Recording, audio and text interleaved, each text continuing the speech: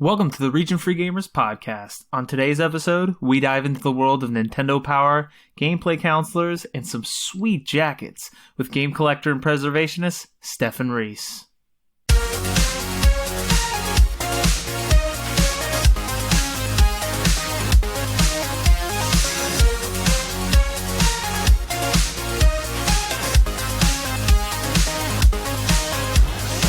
Welcome, everybody, to the Region Free Gamers podcast, the podcast fluent in gaming. I will be your host for tonight, Arnie. We're actually recording a Region Free Gamers After Dark tonight. This is not our usual record time, but there is a very special reason for that. But before I get to that very special reason, I want to first off introduce my co-host for this episode, all the way from the beautiful beaches of Miami, Florida, Ozzy Garcia. Ozzy, how you doing? Good. The beautiful beaches that I can't go to, unfortunately. Yeah, you are locked out, sir. So close yet so far, as always. But hey, everybody, I feel like I haven't been on an episode in a while, even though for listeners, that's probably not how they feel. But I've been kind of taking a little bit of a break. But I'm back, and we're going to be talking today about an episode, about a topic that I am really passionate about and that I'm really looking forward to. So definitely looking forward to chatting with our guest, who we'll introduce in a moment. But yeah, definitely happy to be here. After hours, this tend to be the most fun episodes because we just have a different energy going on at this hour.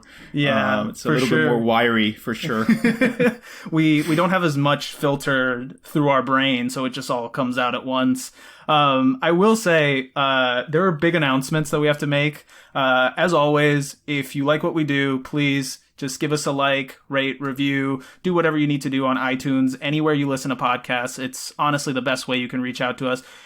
We still have tons of stickers. If you guys want stickers, just let us know wherever you can catch us and we'll send you one. And we have a Patreon. We've just started our brand new Patreon. We're very excited about it. If you want to go support us, patreon.com/regionfreegamers. There's a few tiers there. You can get access to a Discord. You can watch us record live on Twitch, which hopefully works out as well as we think it will. And we haven't tested it out yet, so we're still in the testing. Yeah, we're in trial mode right now, but it should be up and running by the time this episode comes out. And you can even vote on episodes, which is another thing that we're hoping works out better than expected and doesn't lead to us reviewing horrendous games. But I'm definitely looking forward to that. I honestly, from a guilty pleasure point of view, that's probably the thing I am most excited about. I think I want someone to just suggest for us to just make a whole episode about Right to Hell Retribution or something like that. And it's going to be my excuse to whip that game out and be the authoritative voice on that. I think there's, knowing the people that listen to our show consistently, I think there's a non-zero chance that that'll just become like the once monthly episode where we punish ourselves. But I think it might be something along the lines of, let's make Ozzy talk positively about the Nintendo 64 for 2 hours. Oh. That would be the type of episodes I would expect to come from our listeners. But, so yeah, with that big news out of the way, let me introduce our very special guest for this episode. He is a podcaster and video game collector. I think you might know him from Instagram if you listen to our podcast as Archon1981. Also on Twitter as Art of Nintendo Power. Stephan Reese is here. I'm sorry, Stephan. No, you're fine. Already fucked it up. All right, I'm just going to go then. Yeah, so, exactly. This is over. Thank you, guys. No, absolutely. Thanks for having me, guys. I'm really excited. I gotta say, I've been following you for a little bit, not a huge amount of time. But when I first caught you, it was because you were doing some of your Nintendo Power original art that you post up a lot. And then when you went over to Twitter, you started doing a whole lot more of that. And what we're going to be talking about this episode sort of ties into that. It's broadly what I want to be is a sort of an interview and a little freeform discussion on video game preservation and the collection of video game ephemera, which I don't like. You've sort of bitten me now. Like, you've sort of given me this bug that I really don't want, Stephan. I don't want you to have it either. I don't want to create my own competition. Go away. Get out of here. This is terrible. But now I'm sort of like in that mode, like where I see things now and I'm like, oh, like that'd be cool to own. Like I could use a little retail sign. I could, get some artwork and frame it up real nice. I probably won't. Arnie, I mean, it feels like this is part of because it's very broadly speaking kind of a collecting episode, and we did do that collecting episode some time back, so we can just say this is part of a series, loosely talking about our experiences collecting. Well, what this is really, in broad strokes, is me selfishly just wanting to get Stephan on here so I can learn his secrets and sort of try to undercut his business. Yeah, it is a really fine line. When I decided to kind of put myself out there at the level that I do now to be able to share this collection, it's walking a fine line between the desire to want to share as much as I can about a craft that is completely evaporated, but then also at the same time not creating my own competition, because one of the wonderful things, and part of it is selfish, obviously I want all the things, of course I want all the things, but from a preservationist perspective, this entire collection is willed to a museum. It's going to the Strong Museum of Play when I die, right? And so it's comforting for me to know that like anything that I get, I know is going to be safe, and I know is going to all be given to a museum collection in mass. Whereas if, my quote unquote competition, and most of my competition, or anyone I would consider that, are also dear friends, but knowing that like I don't know what's going to happen to the stuff that they are able to quote unquote snake from me. Like it's just not, they could sell it, or they could rot in some nerd basement or whatever. Like it's just not with me knowing that I have this, like my primary driver is to share and to educate.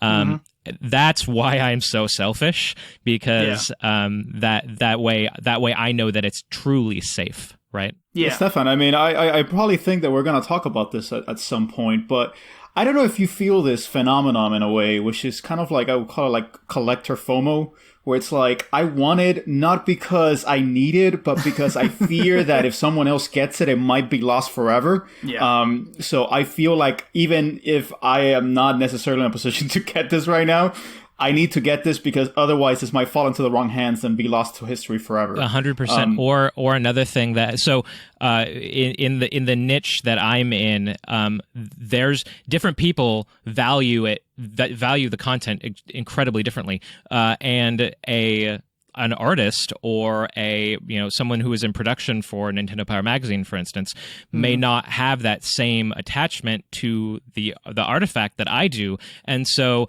my FOMO, the reason that I'm out there every day and hunting as hard as I do, is because my fear is that anything I'm not finding today is going into the garbage tomorrow.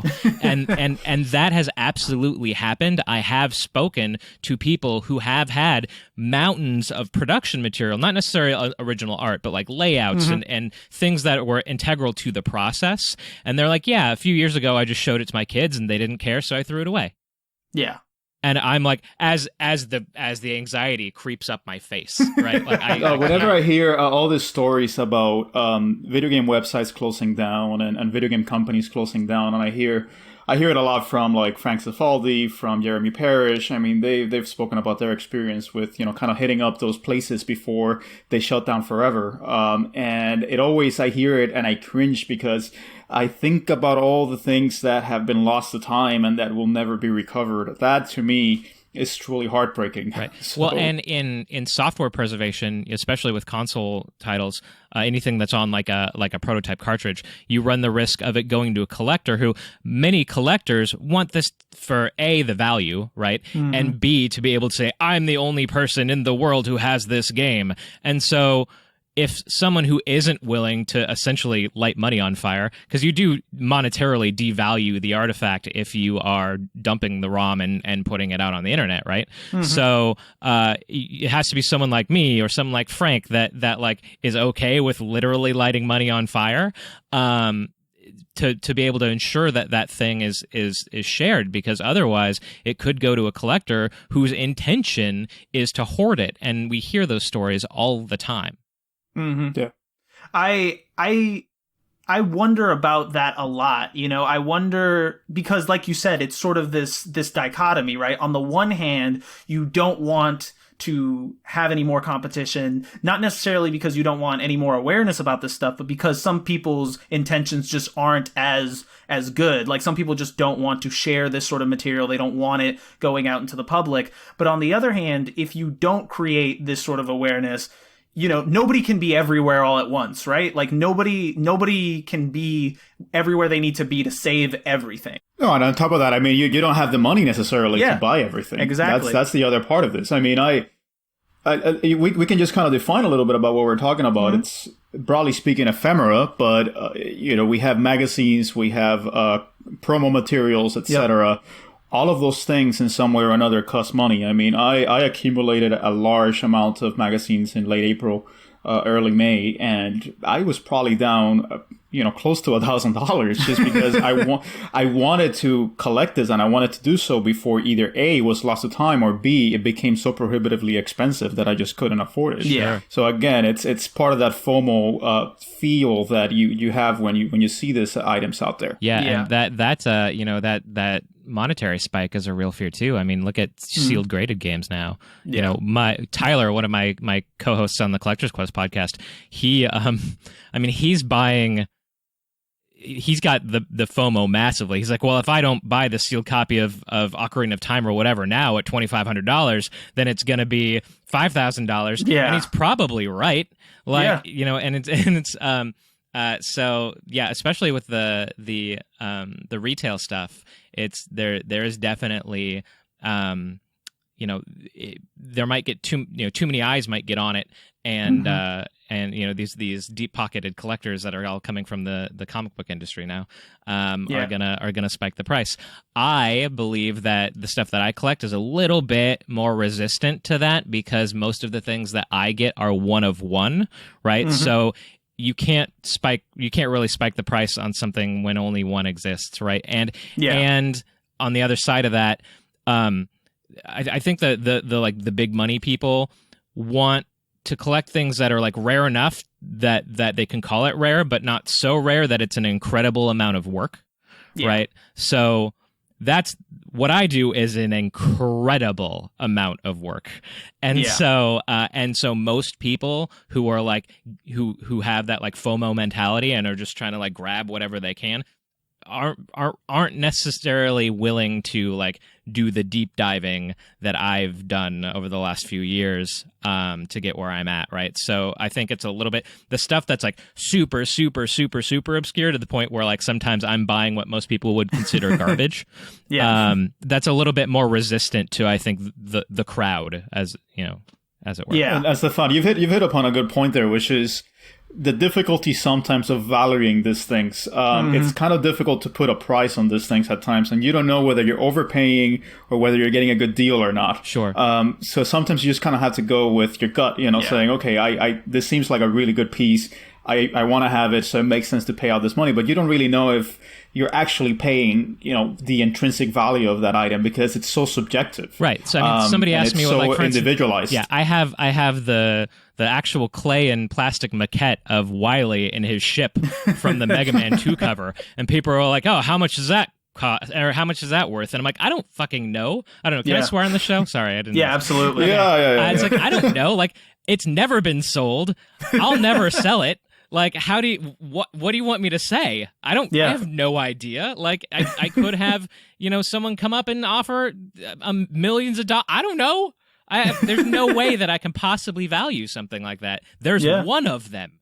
Yeah. I going down that thread, though, do you think that your decision to sort of open yourself up, open your collection up to the public like this, has it also sort of created an awareness in people that might be holding some of these materials? Like, and I'm not talking about people who've bought them, but just like, artists, writers, producers, people who have these materials originally to be like, hey, people want to see this now. Like, can I sell it or can I get it to someone who cares about it? Like, has that happened? Yeah. When you're talking about risk versus reward, that's the reward in this experience, right? So the risk being that I will create my own competition and have people like you trying to undercut me, which doesn't happen as much as you might imagine, because again, it's a tremendous amount of work, and a lot of people don't even know where to start, and like that's not something that I'm going to be forthcoming with, right? You mean I can't just cold call Miyamoto and like have him and be like, give me your shit? Yeah, no, that's not how that works. Well, I was more partial to like corporate espionage, but I'll let you do your thing. We all have our own tools of the trade. Yeah, for sure. But the reward to being, because a lot of people are also concerned for my safety or the safety of the collection. Like someone's going to break into my house and whatever. And like, sure, yes, that is an abstract risk.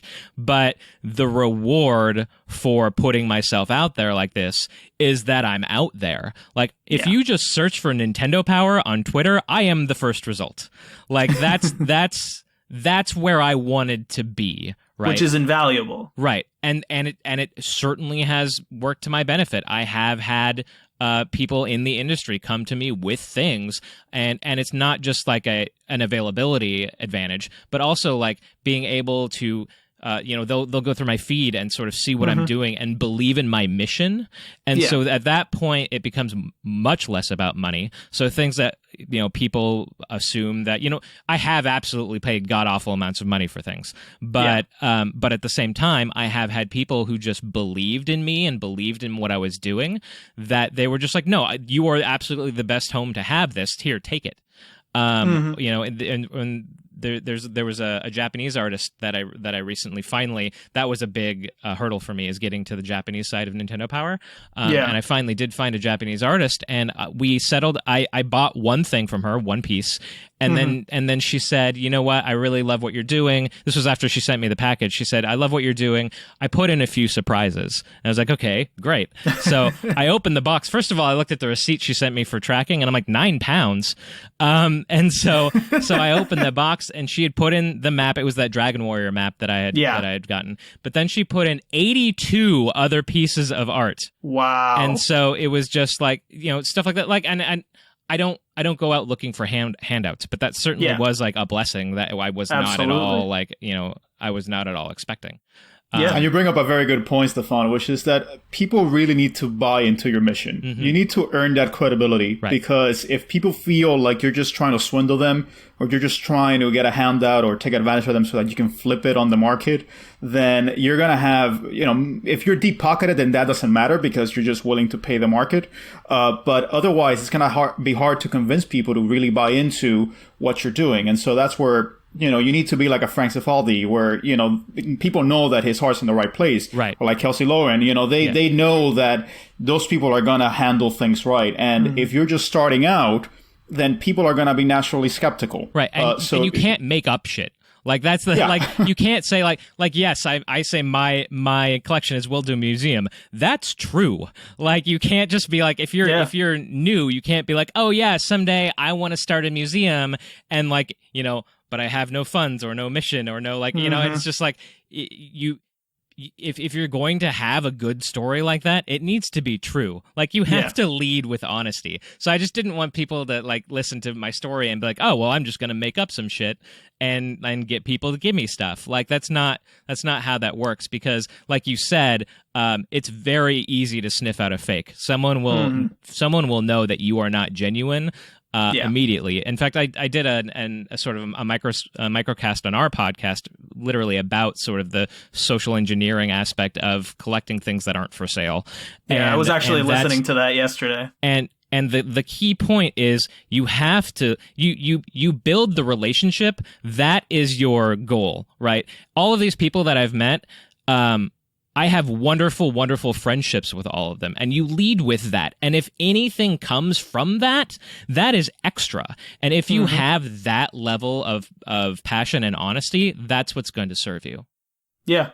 And I mean, I feel like, each of these connections that you make is sort of an open door to another connection, because who knows who they're going to meet down the road, who they could introduce you to, who they could get you in contact with. So it's always important, like you said, lead with honesty and sort of make your mission front and center, because the second that somebody sniffs you out and they find out that you're not for real, you're done. Like, it's so easy. They will absolutely poison the well.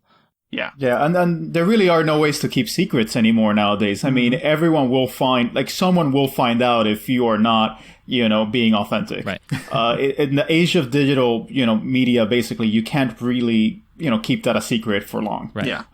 So someone will find out if you're telling a fake story. Right. Especially if there is someone, like, for instance, like in the Nintendo Power community now, I am, as you might imagine, I've sort of seeded myself into that community so that, when someone, like, I've had talent come to me and be, a collector came to them and went like, hey, I want some stuff or whatever. And rather than them responding to that person, they come to me and ask me about that person. Right. So if there's someone already in that scene, like, you're going to get found out real quick if you're not authentic. Right. Yeah. So yeah. Absolutely. Authenticity in all things, but especially collecting is important. Yeah. I like the energy coming from this intro. I like where we're at, but so we're definitely going to deep dive into all this stuff, and I want to get to know more about your collection right now as it stands. But sort of as a primer for that, and one thing we tend to do with guests on our show, especially new guests, I want sort of to get an idea of where your collecting journey started, because I'm assuming that you didn't just jump in right from the gate to get to where you are now, right? No, that's true. So could you give us a little bit about sort of when you started gaming and what some of your earliest memories are about gaming? Sure. Yeah. I mean, I am pretty there's two memories in my head as far as what was my first gaming experience. It's either Super Mario Brothers on the NES, or it is Matterhorn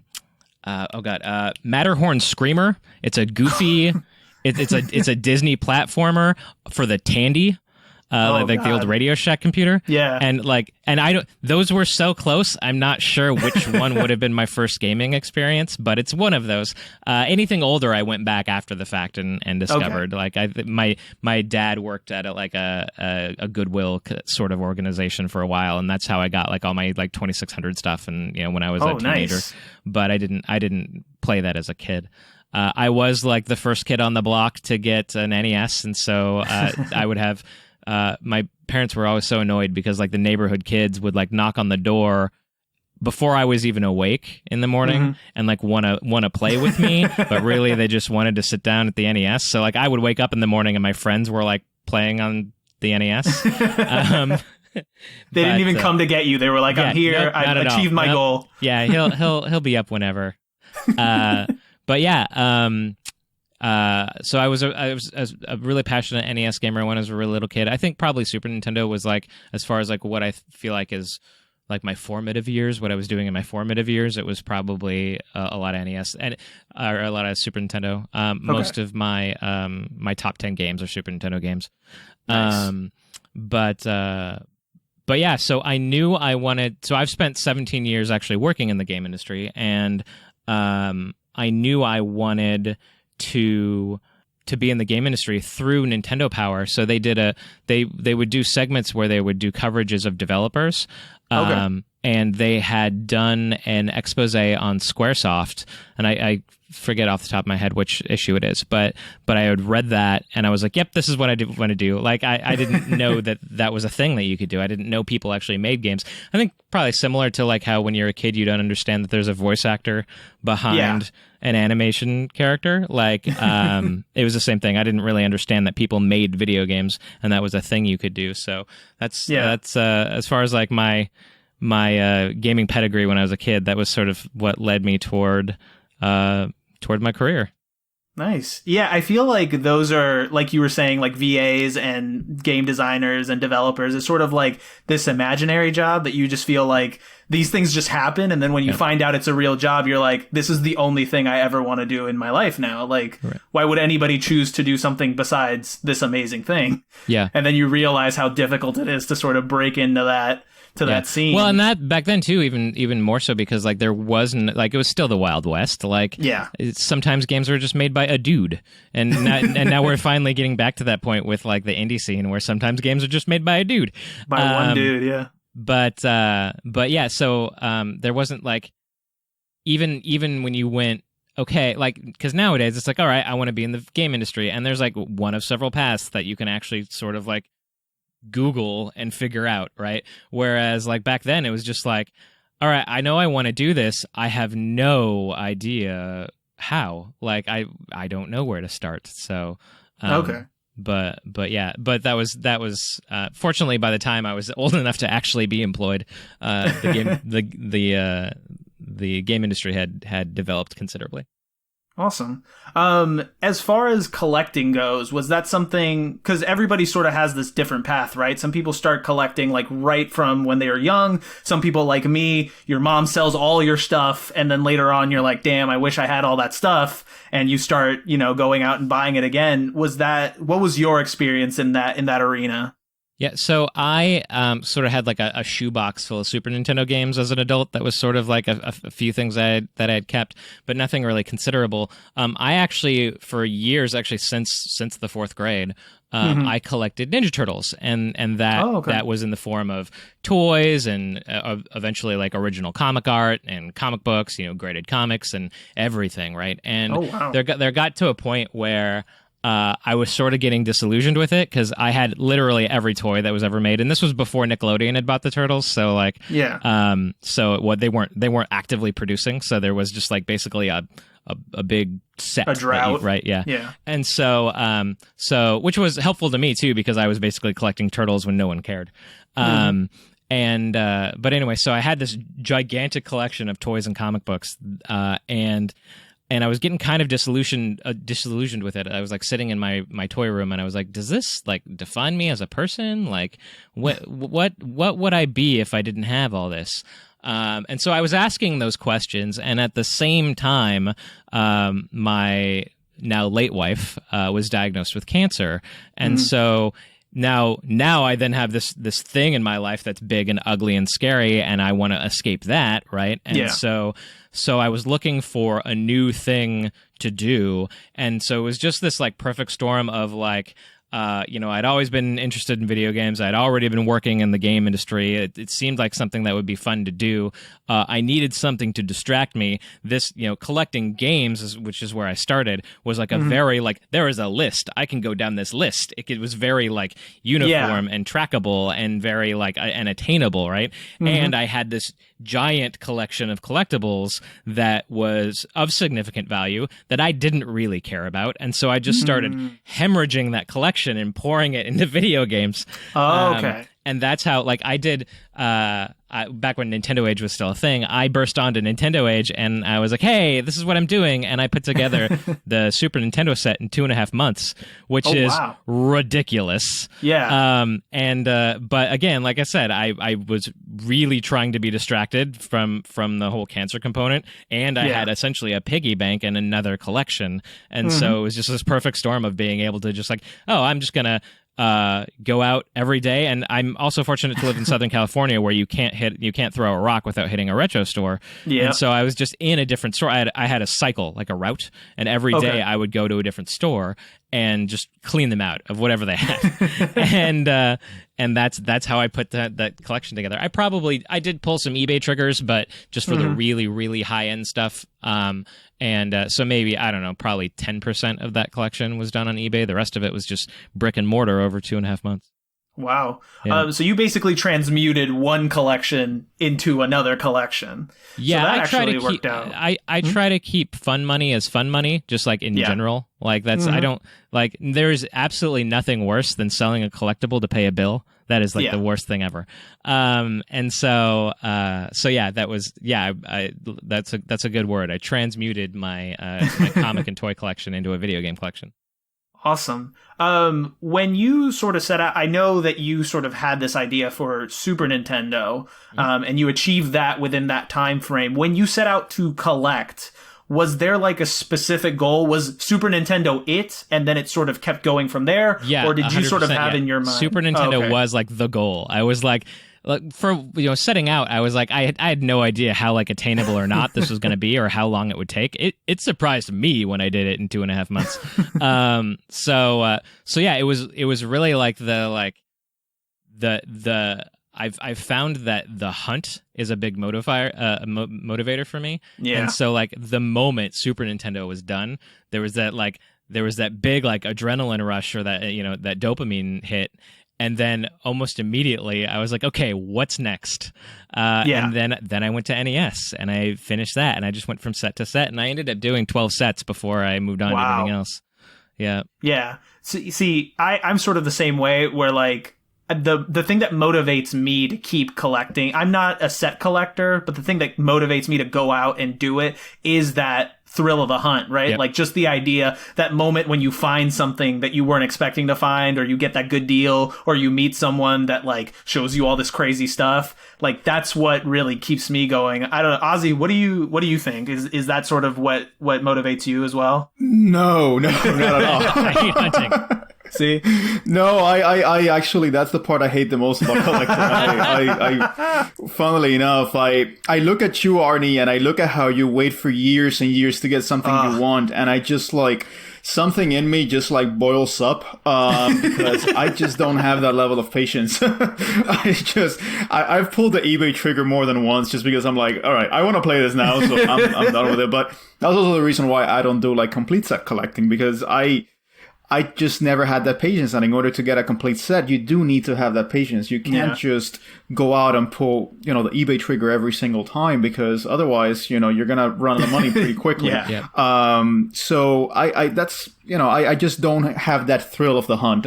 It's always nice when you find something, but I like it for it to be spontaneous. I don't go out kind of looking for it and hoping that it happens, because more often than not, I'm just disappointed. And I go out, I get up early, and I'm like, all right, I'm going to hit up the garage sale, and it's going to be awesome. And then I come back, and I don't know, I have like a copy of, I don't know, The Lord of the Rings, The Two Towers or something for PS2. So it's kind of a hit and miss. But every once in a while, you do get your treasures, you do get your mother loads in a way. And I've had my fair share of those.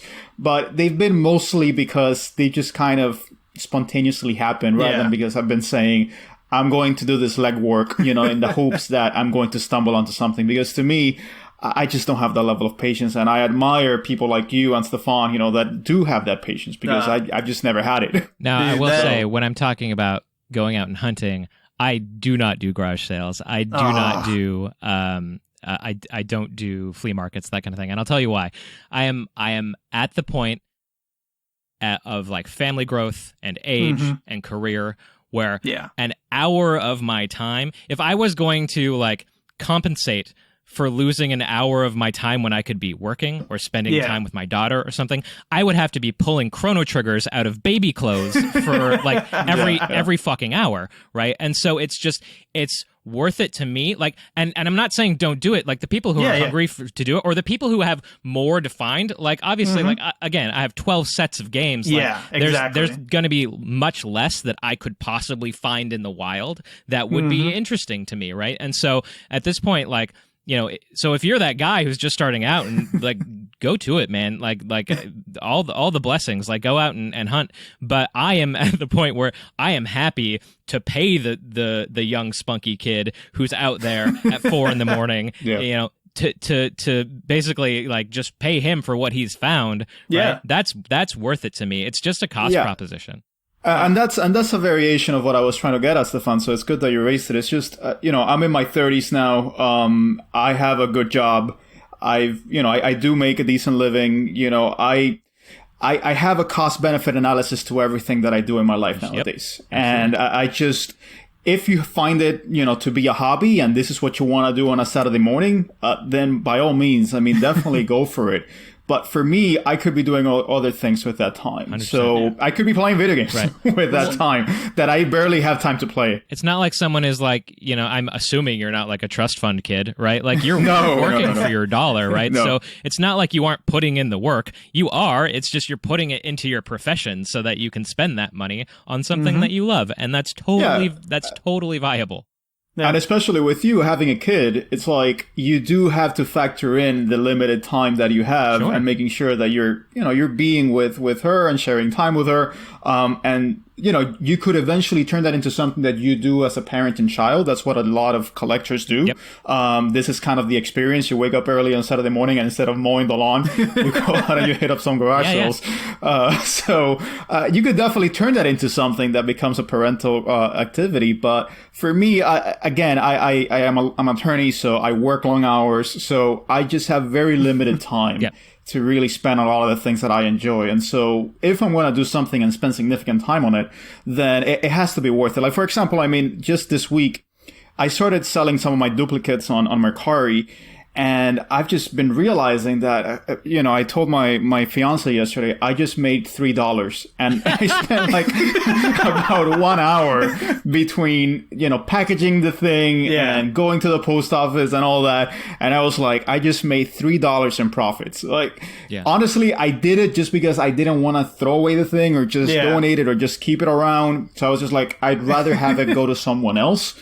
But it's not because I am making a profit out of it, because honestly, from a cost value proposition, it was not worth it at all whatsoever. And that's kind of how I see going out and collecting. It's just the value is just not there at this point in my life. Totally. Yeah. Get it. I've sort of fallen out of love with it recently for the reasons that you guys are talking about, but I'm glad that I did it long enough to get a couple good stories out of it that I think Arnie, that's because you have a girlfriend right now, my dude. That I will live through. Those stories will sustain me for years. I mean, I one of the things, let's just quickly go back before we take a break, which we should.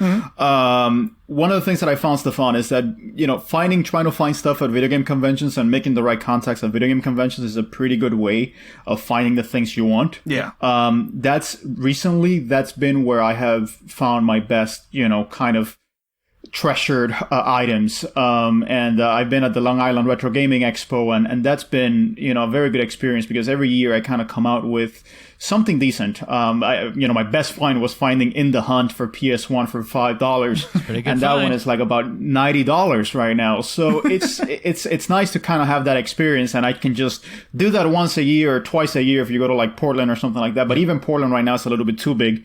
But finding those video game conventions is kind of a way to kind of get that thrill without having to go and get up every weekend, to go to a thrift store. Well, and for me, those conventions now are so much more about the relationships. Like last year at Portland, I did have a museum exhibit at Portland 2019. So if anybody went to the museum in Portland, all the gameplay counselor stuff was mine. But I go there to socialize and make connections, and like I never looked at anyone's table once in that whole show. Like I just wasn't, the things that I'm doing. Just first of all, they just don't show up to that show. But the people who have those things, who kept those things at home, do show up to that show. And so even if I guess my hot tip there is, even if you don't find anything you want at a something like a convention, like it's still worth going and socializing and making those connections. Like that's going to benefit you in the long run. This is it. I'm taking notes, man. I'm coming for you, Stephan. Yeah. But yeah, I think with that we'll take a break here, and then when we come back, we'll dive right into the Nintendo Power stuff that I'm dying to talk to you about. Absolutely. All right. See you on the other side, guys.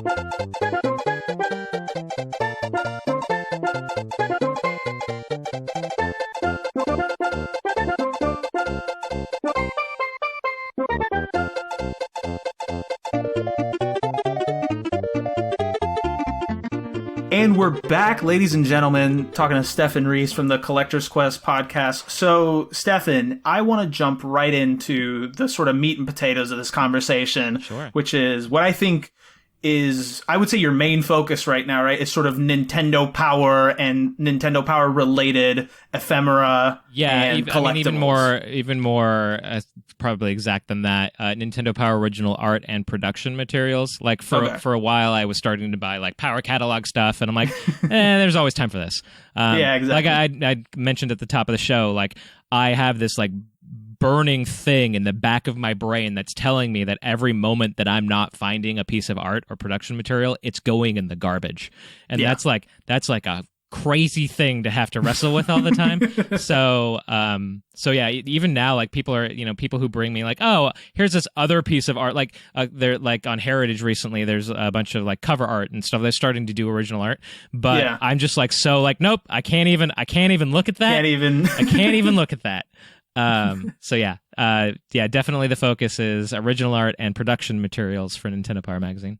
Okay. And just so, because I do want, in case any of our listeners aren't familiar with Nintendo Power for any sort of reason, I do want to do a quick sort of abridged history of Nintendo Power. And if I get anything wrong, please feel free to yell at me, sure. And scold me as much as you want.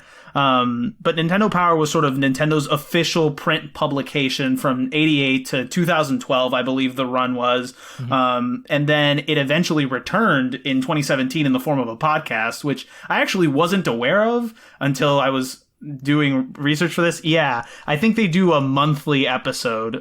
It's not super active. I haven't listened to any of it. So if you have and you can give us sort of a rundown of what it's like. Like it's driven by, I think, one of the editors in chiefs. Like the last hurrah of Nintendo Power, the magazine, was done by a company called Future, and it was the gentleman that ran. He was the editor in chief for the magazine at that time. So it's him, and then like they'll pull like a marketing guy or whatever. Like it's very much like, I don't want to say like a shill podcast, but it's very much like, oh hey, we're Nintendo employees talking about the newest Nintendo games. Like it's not. In fact, I posted on Twitter the other day. I was like, I wonder if the Nintendo Power podcast will ever talk about Nintendo Power. And so like, so it's very much like a current events for Nintendo, sort of like, Nintendo Direct Plus, if you will. Gotcha. Which is, not particularly my scene. In fact, like even part of like Nintendo Power, the magazine, is not my scene. Like I basically peter off when they went all digital, because there's like only so much. First of all, the digital stuff is easier to archive. I don't feel like I need to be out there all the time. But yeah, that the meat and potatoes for my interest is when they were still a print magazine, because again, like from not only an archival aspect, but from like an educational aspect, like people understand digital production. Like it's the being able to educate someone on a craft that was incredibly, just absolutely monolithic, and but is completely gone now. Like people just don't understand. Like when I posted that Dragon Warrior map, like, and I'm like, yeah, this is just like a series of like cut up Polaroid pictures, like just hundreds of Polaroids, and people are just like, wait, what? Like, I'm like, yeah, that's just how they did it. Like, it's just like, they're like, why didn't they use screenshots? I'm like, they didn't have screenshots. What do you like? No, I remember that actually kind of reminds me of in the High Score documentary they were doing on Netflix that we were talking about before. There's this one moment where they're talking about how the artists sort of got the proofs in for the comics, and they were like, they would have to fax them back and forth, and they were talking about this stuff like it was magic. Like they were like, you couldn't just like email it to the guy, like you had to fax this stuff. And I was like, that's insane. Like I have a pretty significant amount of for the Howard and Nestor comic. They're not. I do have a few pieces of original art, but I have tons and tons of like faxes back and forth of like roughs for the art, or like scripts, or like whatever, back and forth between the editor at Nintendo Power and the artist at the time. And stuff like that is just like, it is original photocopies is what I call it, right? Because like it is the original artifact, but it's a fax. But like just being able to show, I love being able to show like the actual process. And it's a craft that's completely gone. Yeah, I think more than the items themselves, the real thing that's being preserved, and the real thing that I think a lot of people need to understand is that process, right? Like the process of how this product that you grew up with, that you love, went from a drawing on a piece of paper to this full colored comic book in a magazine. Like that's the stuff that you, I think, really lose out on when you lose the actual production side of it, because you'll always have like theoretically we'll always have the magazine, right? Like we'll always have the comic printed on the paper. Yeah. We'll know who did the art and when it was published. Issue 1, they printed 3.2 million copies. I'm not worried about the preservation of the actual magazine. Plus, we do have people like Frank Cifaldi, who has a ridiculous magazine archive. So, I mean, there are people already doing that work. Mm-hmm. So I guess, Stefan, let me ask you then one question, because everyone has this nostalgic association with Nintendo Power. I never had that because, 1, I was not a Nintendo kid. 2, I did not arrive in the United States until I was 10, which by then Nintendo was already competing with PlayStation, and PlayStation was kind of at the lead. But over the course of collecting magazines, which is kind of what I do beyond just general video game collecting, everyone seems to want to collect Nintendo Power. That's the one that's hot on everyone's mind because it's Nintendo, is the one that they're attached to. I'm more interested in all this kind of like, overnight magazines that sprung up. Sure. And they had like a 12 magazine collection run. Yeah. And trying to find those, not the ones that had 3.2 million prints out there, but the ones that had like, I don't know, like 20,000 prints out there. Yeah. Is that something that you eventually want to venture into? I can't, man. Like, I can't lose that focus. like 100%, they're absolutely, like, you should be that guy, right? Like, I am. I'm trying, like, Stephan. I absolutely want there to be that guy for different stuff, right? Like, some people were like, hey, did you, like I keep getting questions about like the players poll, right? Which was the survey that they would do in the back of the magazine every day or every month, and they would have like some big weird, not exactly magazine related prize, like, oh hey, we're giving away the phone booth from Bill and Ted, and people are all like, hey, have you like gone out and gotten that phone booth? And I'm like that's not close enough to what I do for me to be interested, because, like, for one thing, I like, where the fuck am I going to put a phone booth? But like, or like the Batmobile. You can always find a place to put a phone booth. Or like at one point, I think they gave away one of the like cryogenic sleep pods from Alien, which would be great. But like, where the hell is that going to go? So like, there's like. I'm like, if someone wants to be that person who goes and finds the Bill and Ted phone booth, hit me up and I will help you. Like, I want there to be people. I want there to be a Stephan Reese of the EGM. I do want there to be all the different like publications. I want there to be a person who's doing that, but I can't be that person because of how focused and how dedicated and how driven I need to be to succeed in what I'm doing. Yeah. I mean, and that's the thing. There's a lot of production art with Nintendo Power just because of their longevity, 1, and 2, because they were able to get really good artists to be involved. But one of the things that I have realized over the course of collecting various magazines is that there are a lot of really good pieces of artwork that came, in various magazines. I remember seeing one in official PlayStation magazine where I saw the cover. I hadn't even bought the magazine, and it was part of a lot. And I saw the cover, and it was this illustration by this artist called Stunt Kid, whose actual name is Jason Levesque. I actually went out and looked for him. I was like, this is fucking amazing. I love this art. And just the art pulled me in. And I realized that there's a lot of art within this magazines that it's never really heralded at all. Yep. And the other part about this is that over the course of collecting magazines, I've realized that there are a lot of magazines that just kind of came and went. Yeah. There's this one magazine called Gamer. It's a GMR. And it had like a 24-issue production run. And all of the artwork was kind of minimalistic. It was kind of like the Edge of the United States, essentially. And all of these magazines were either, they were either published by Ziff Davis or they were published by Future Publishing. So they were all kind of like this massive conglomerate that they just had a lot of fly-by-night operations. It was like, okay, well, this magazine is going to, target this demographic, while this magazine is going to target this demographic. And so my interest in a lot of this is not only just the preservation, but just kind of seeing the mentality and the culture around the time. It's really a time capsule that you're buying into, really. Yeah, absolutely. And like I said, there should absolutely be a guy or a person for every single publication out there. Like, I want there to be someone who's hunting for everything, every other publication, like I hunt for Nintendo Power. Like, I want that for the world. It just cannot be me, because the moment that I don't even look for international Nintendo publications. Understanding that there are other territories that did Nintendo magazines, and they had original art too. I don't even do that because if I lose my focus, then for every second that I'm looking at something else, I'm missing something over here that I really genuinely care about. Yeah. The more, it's funny because when I first saw your profiles and your collections and stuff, I was like, man, there's got to be like a ceiling to this, right? At some point, you got to get the art. Like, there's got to be a point where you're like, well, there's this many issues, so there's this much art, but there's just so much other stuff that's related to it. Stuff that, I feel like every other day you're posting something that I'm like, I would never have thought of that. Like, there was a Nintendo Rec League basketball team that you own jerseys for. Like, where does that come from? There's also no knowing unless, like, I choose to engage Nintendo, and I generally keep them at an arm's length. But there's no knowing what they have internally. Yeah. And there's no knowing what's been destroyed. So I literally could never tell when I would, if my goal was to get every single piece of art from every issue of Nintendo Power that had drawn art, like, it's impossible for me to know when I'm done. It's just not possible. Yeah. Absolutely. Yeah.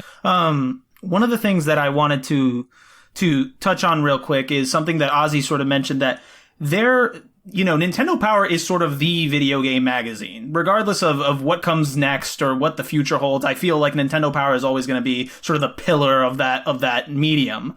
What is your relationship with Nintendo Power? Did you read Nintendo Power as a kid? Like, were you someone who collected it when you were younger and then you sort of got into it as an adult, or what was that process like for you? Yeah, I definitely was a subscriber. My first subscription issue was the issue with Super Mario World.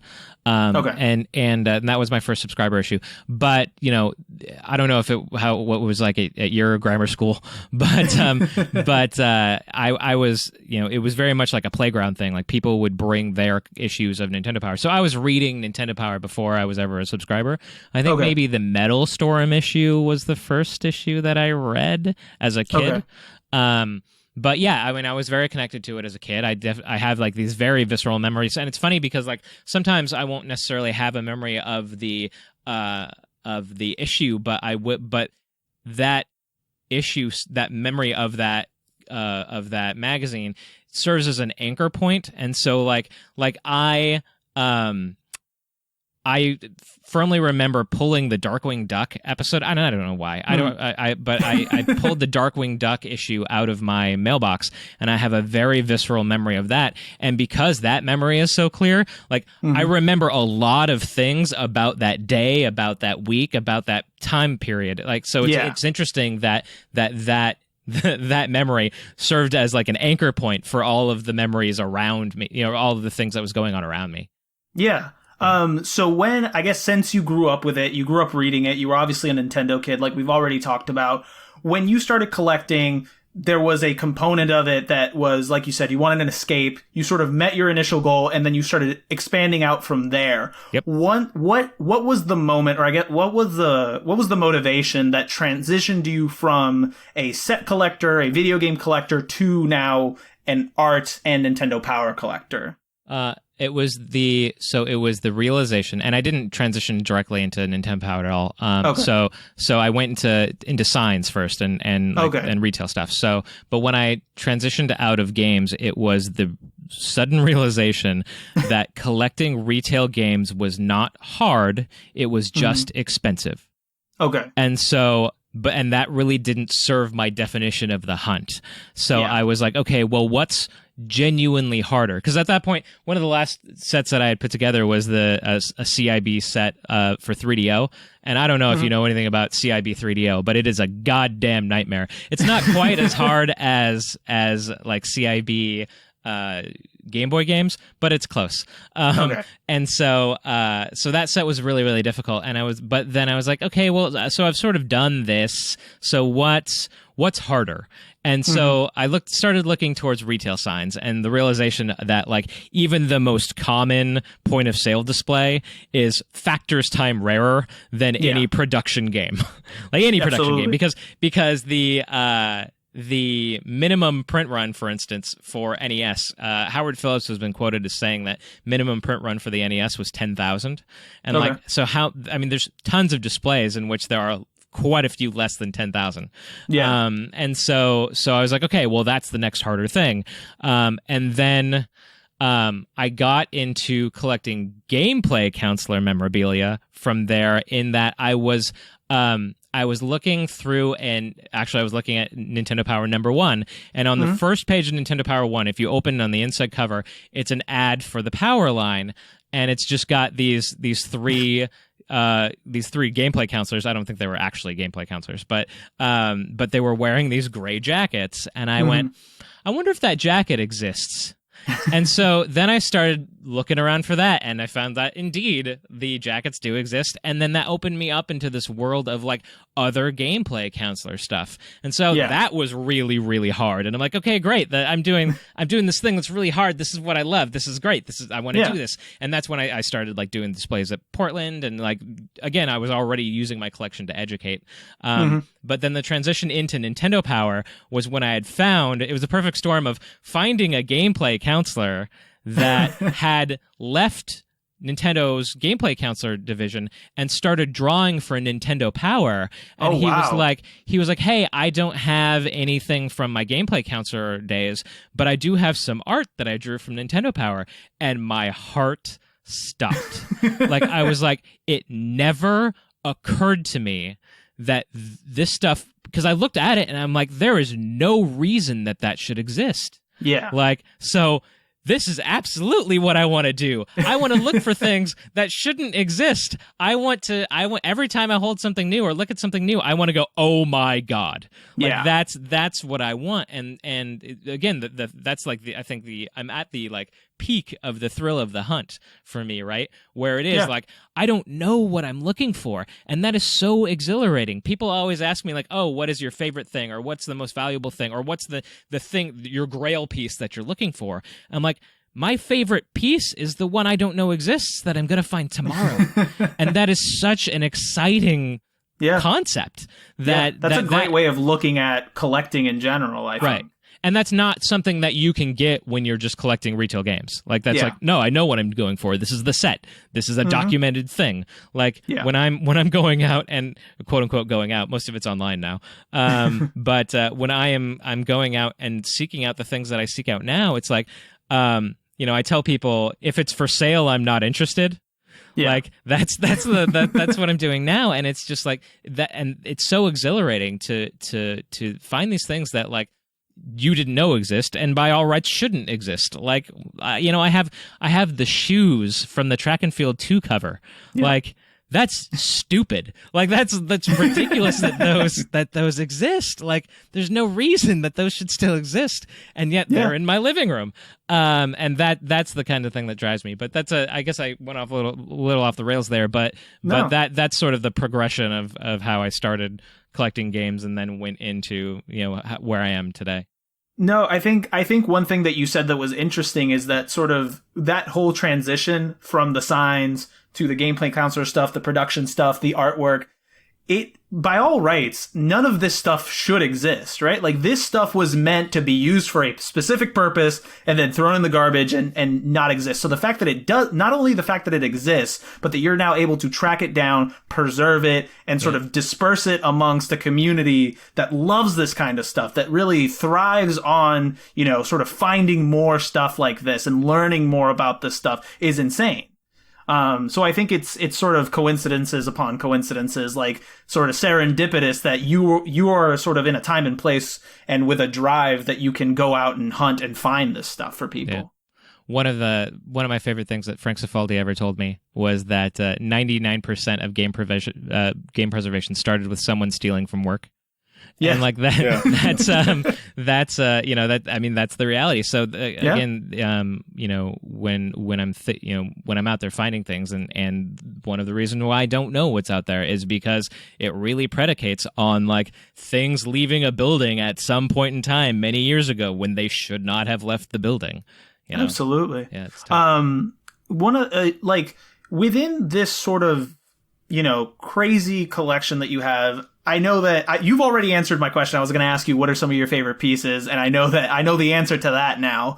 Do you have any like crazy stories of like finding a particular piece, or is there a piece that sort of stands out in your mind as to how it eventually came into your possession? Yeah, I mean, I have a couple of stories to tell. I'm a little bit reticent of telling stories around like around the art collecting because that's, I think, showing my hand a little bit. But my favorite, well, I have two favorite stories. So one, my stadium events is one of my favorite pieces, and not because it's a big expensive game, but because my now late wife bought that for me when she was diagnosed terminal, when the cancer had come back and she was diagnosed terminal, and she basically was like, her life insurance policy had paid out.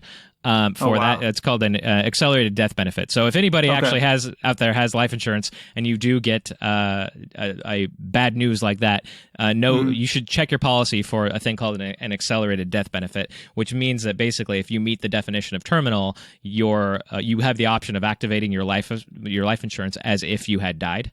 And that was like basically it was a boon for us because like she was able to see the house that we bought and able to like enjoy that money rather than being like, all right, peace out. Here's a bunch of money. I hope you're okay. Yeah. And so that paid out, and we had, we did mostly responsible things with it, and did bought this house, and Piper's college fund is secure and that kind of thing.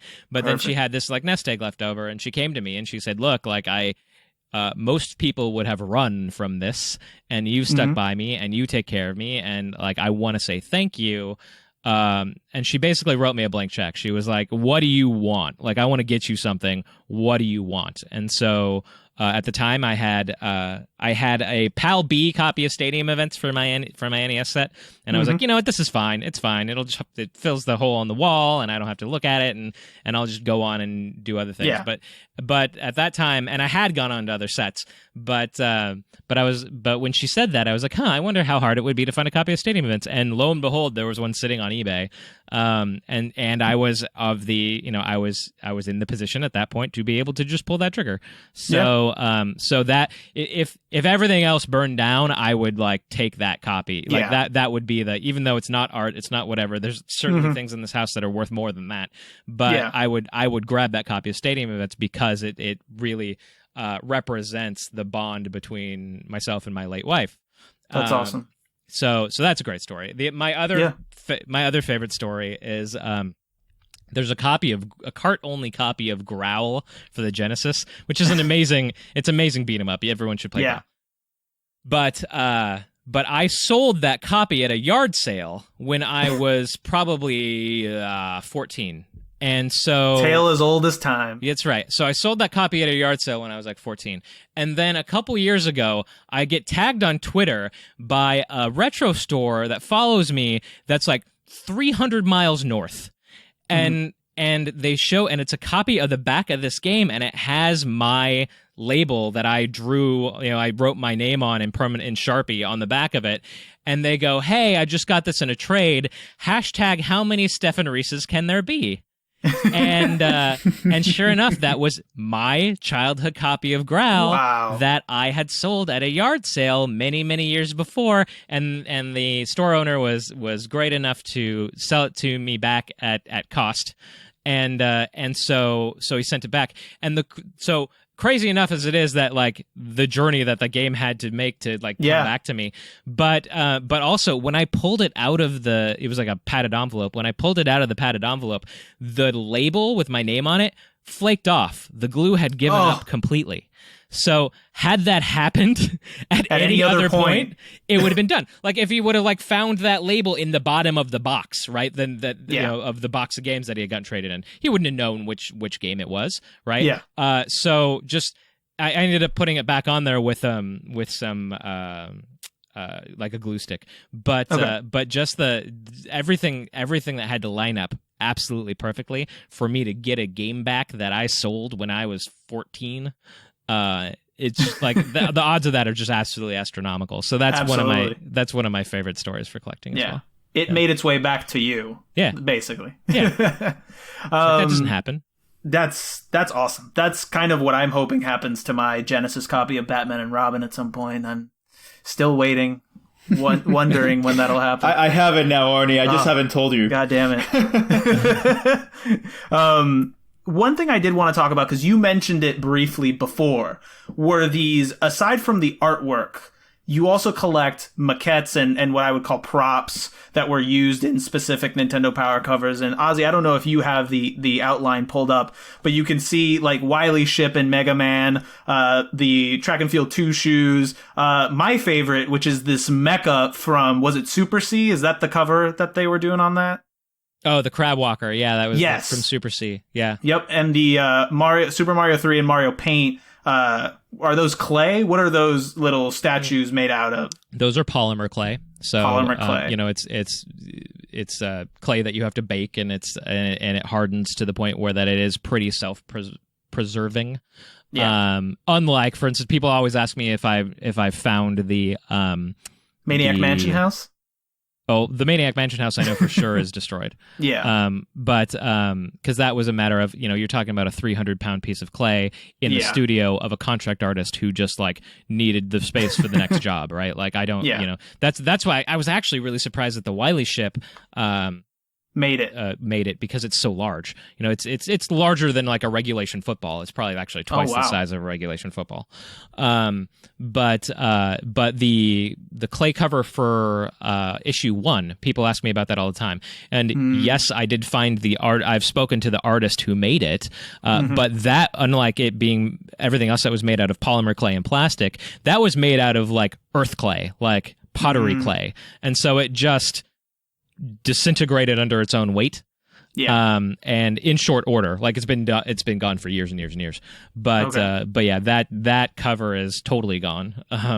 But yeah, they're mostly made out of polymer clay, and a lot of it's kit bashing. Like like that Crab Walker that you like so much is mostly Gundam parts.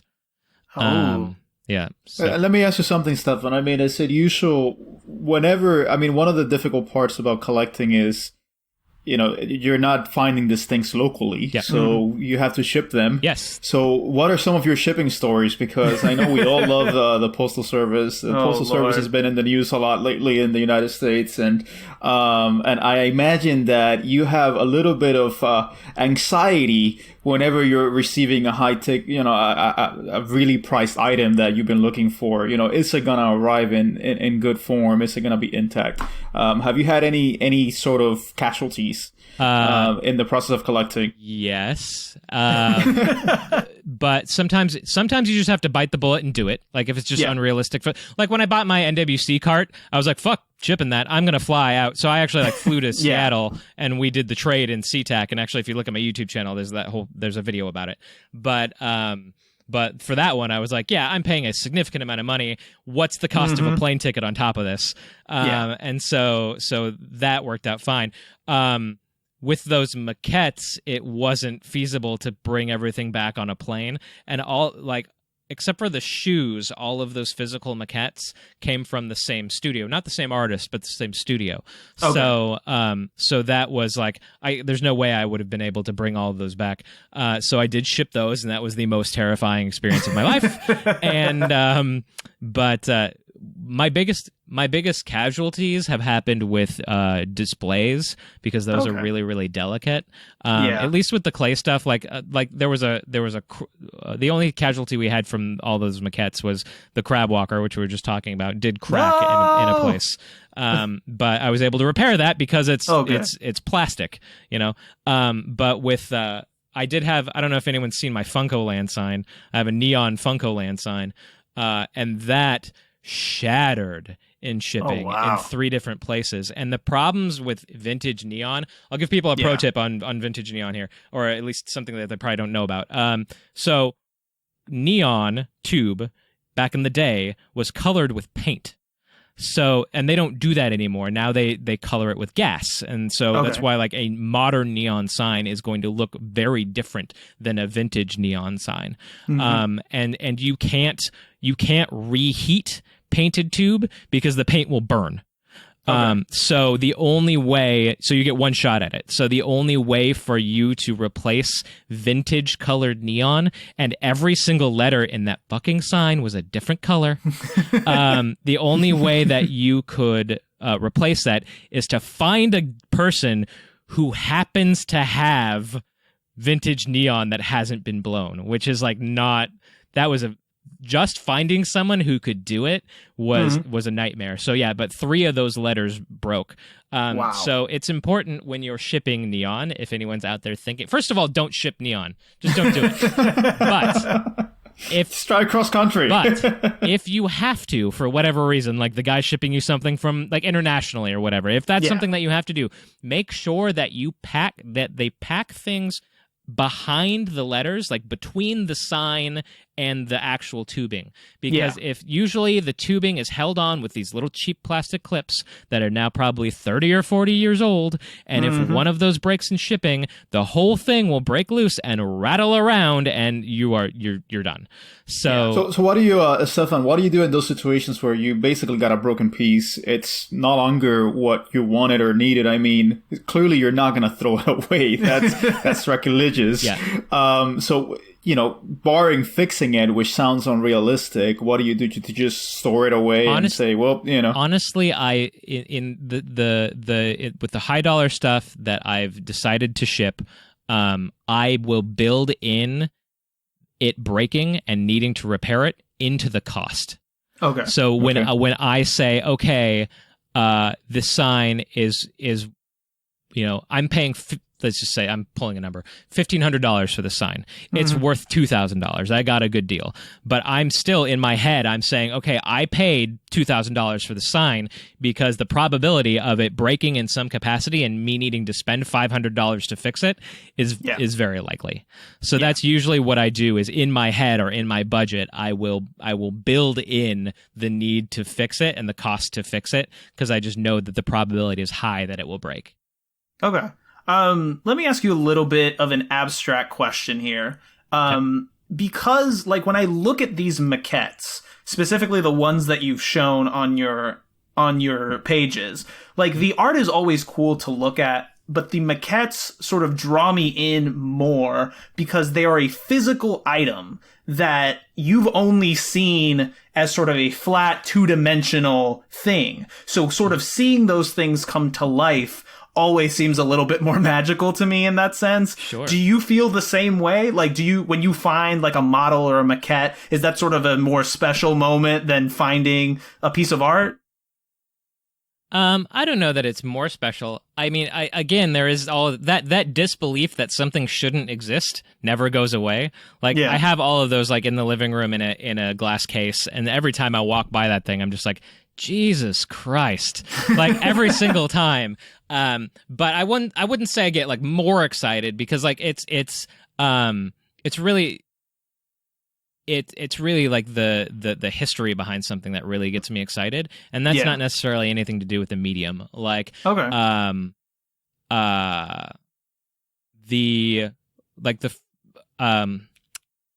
now, and the contact is obscure enough, I'm happy to talk about it, but I'm working on getting a business card from Satoru Iwata. Oof. And like that's ridiculous, and I am willing to pay pretty much whatever it's going to take to get this business card. But it's a fucking business card, right? Like no, like, and so like, but I still get like I get just as excited for something like that as I did for the Wily ship or something like that. I recently was able to acquire a jacket that was made for Gail Tilden. When she left the magazine, Gail Tilden was the editor, the founding editor in chief for Nintendo Power Magazine. Okay. And they made her this jacket, and I have that jacket. And is that the Donkey Kong one? That is the Donkey Kong one, yeah. Yeah. And there's one of them, and it was Gail's, and like that's so special. Like, so I got just as like Twitter-pated over that that I did for anything else, right? So it really, I definitely like when it comes to like the wow factor and what really just kind of puts me on the floor. It's much more to do with the historical value. If you go to my Instagram, there's actually a recorded live stream where I did open that box that I had said I had gotten from that Japanese artist, and if you watch me, because I had no idea what was in there, and if you when I saw that there was original art for Howard and Nestor by the original artist, the first Howard and Nestor artist, there is like a 3-minute gap where I'm just staring at the camera and I cannot speak. and so like that, I was just like I am now. I'm just thinking about it. Like I was stumbling over myself for like 2 or 3 minutes to the camera because I just couldn't like articulate how I was feeling, and that had so much less to do. You know, there are other like arguably cooler pieces. Like I love my I have the cover for the Super Metroid Strategy Guide. It's amazing. Yeah. I love that piece. And so in a vacuum, someone might think that was cooler, but like to be able to find a piece from the original Howard Nestor artist, which I don't think that there's any other known pieces in private hands, like that's just like, whew, like that's the stuff that really gets me going. So there's absolutely, going back to your original question, there's absolutely wow factor to the maquettes and stuff, but I don't know that it's any more or less than anything else of like a predominant historical value. Nice. I mean, I can feel your excitement just talking about the stuff, even the stuff that you haven't gotten yet or in the process of getting. So like. Yep. That definitely comes through. And I think, especially for what you're doing, because it's so work intensive, so research intensive, so like, you know, exhausting to sort of track down all these leads. That excitement, I think, is very important to keeping you motivated to want to keep doing this. Otherwise, I would have quit. I would have quit a long time ago. Yeah.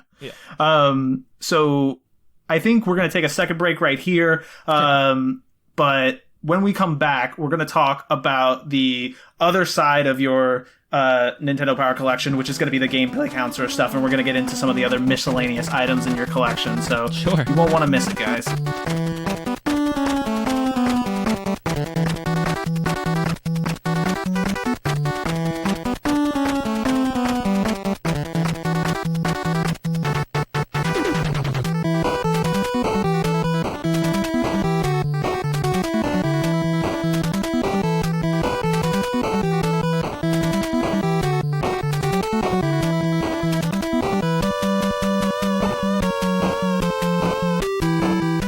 And we're back, everybody. Still here with Stephan Reese, talking video games, man. So the other side of your big collecting project right now, I think you've mentioned before, is sort of Nintendo Game Counselor production stuff, related stuff, and you sort of dive headfirst into this whole thing, and you have so much cool stuff that I sort of drool over now. Especially because, like, I think to people nowadays, and maybe people getting into collecting more recently, the idea of a hotline that you would call for help, like the idea that you wouldn't just go on the internet and be typing into Google, like, how do I get past X boss? Or like, oh, here's GameFAQs, you know? Like that, it seems so foreign to other people. When I did my display at Portland Retro Gaming Expo, I got exactly that feedback, especially from the younger kids, but even like people who were questionably too old to not know what this was about, right? Like, it was like people would be like, oh, so is this like development stuff or what? I'm like, no, it's from the call center. And then like their like eyes would glaze over, and then I was like, oh, you don't know what a call center is. Or like a lot of the little kids were like, I don't understand why they didn't just Google it. Like this presumption that we always had the internet. And that's what drove me to collect for it too. I mean, this is kind of the same basic tenet as to why I wanted to collect for Nintendo Power, is that, gameplay counselor, like that was an entire career that was decimated by the internet. Like there's just no like and overnight, like that was not a slow burn. That was okay. The internet's here. Goodbye. See ya. And so there's so many people who just know nothing about it, and that's what I love the most when I'm sharing things. And the same reason why I love sharing the original art for Nintendo Power and production stuff from Nintendo Power is it's exposing to people a craft that they didn't know existed. And that's so valuable to me from like a preservation aspect, or even just like a personal gratification aspect. I feel like I would never call myself a teacher, but like I do feel like I'm educating people, and that's what keeps me going. Yeah, I mean, I will say when I was looking stuff up, because I had heard of the gameplay counselors, I had like seen in all the various documentaries that they talk about them, stuff like that on the internet. I must say the fact that I found the most surprising was that Nintendo kept this hotline until 2005, based on what I've seen. Is that true? Because that seems like way too late. They had a hotline till 2005. Okay. I don't believe they were like staffing it with real people until 2005. Okay. Because for a while they had only the real people hotline, and then they sort of did like a 50-50 split, so that you could either pay to call the 900 number and talk to a person, or you could, or I don't even remember if it was, I don't think it was a 900 number. I think it was just a local Seattle call, but that was like in the days where like long distance was expensive. So like the Seattle kids got off cheap. Like they could basically call the hotline whenever they wanted. And that's like, you know, if you listen to conversations with gameplay counselors, they're like, yeah, like the Seattle kids would like call us and just like want to talk, like not necessarily like have a question. They just wanted to talk to someone who understood their language because their parents didn't. Right. But yeah, so you could either get the free line, that was just like the pre-recorded hot tips for the hottest games at the time, or you could call and pay and talk to a real person. But then eventually that was phased out more and more, and fewer counselors. Because at the peak, you know, they had, you know, during a summer season or a holiday season, they would have 400 counselors on the floor. Jesus. And so is the idea basically like, because I never got the opportunity to call a gameplay counselor. Living in Puerto Rico, I feel like if I'd even tried to do that, my mother would have like locked me in a closet. Yeah, I'm sure that'd be like $25 a minute, or like. I don't think it was in my best interest to grow up during the heyday of Nintendo Game Counselors. But so the idea is basically like if you're stuck on a game, you can call this number and get somebody on the phone, explain to them what you're stuck on, and they would sort of walk you through that portion of it. Yeah, so the goal generally was, you know, because they certainly weren't trying to suck up your money that way. Honestly, that wasn't their goal. They weren't trying to keep you on the phone for as long as possible. There were certainly long calls, but that was not their goal. Their goal was to get you through it as fast as possible, so you'd go buy another game. Exactly. And that's how they were monetizing, right? But so it wasn't. It was at the same time they were really trying to, rather than give you the answer, like you wouldn't be like, oh, I'm stuck on this, what do I do? They would try to guide you in a way that you could find it yourself first. Okay. Like that was the first, because, you know, that's a very gratifying thing to children is, you know, to feel accomplished, like that, you know, like, okay, I got help, but I still did it myself. I figured it out. If they're on the call for, you know, if it's getting kind of long in the tooth and we need to get to another call, then they'll be like, okay, kid, just, it's right here, like, or whatever, like, you know, but they really would try to guide you first. Okay. Yeah. And so sort of in your getting into this world of gameplay counselors, what are some of the things that you're looking for off the bat? Like, I know you've collected things like jackets, maps, internal documents, production notes. Like, what was sort of the thing? What are some of the things that you're always looking for when you're sort of in this, when you're talking to a gameplay counselor? What are you hoping to find? So normally, if for the counselor stuff, if I already have something, I don't even bother asking for it. So like I've stopped asking about the jackets, only because like if someone does, like as much as I don't want to create my own competition, I also don't want to like arbitrarily fuck someone else who like has done the work too. Like I'm not going to go do the work for you, but if you do if you do the work yourself, I'm not going to like, you know, stop you from that. So things that I already have, if it's something more mass produced, then I don't even ask about that anymore. I used to only ask about, in the very beginning, I used to only ask about the jackets, and now I don't ask about them at all.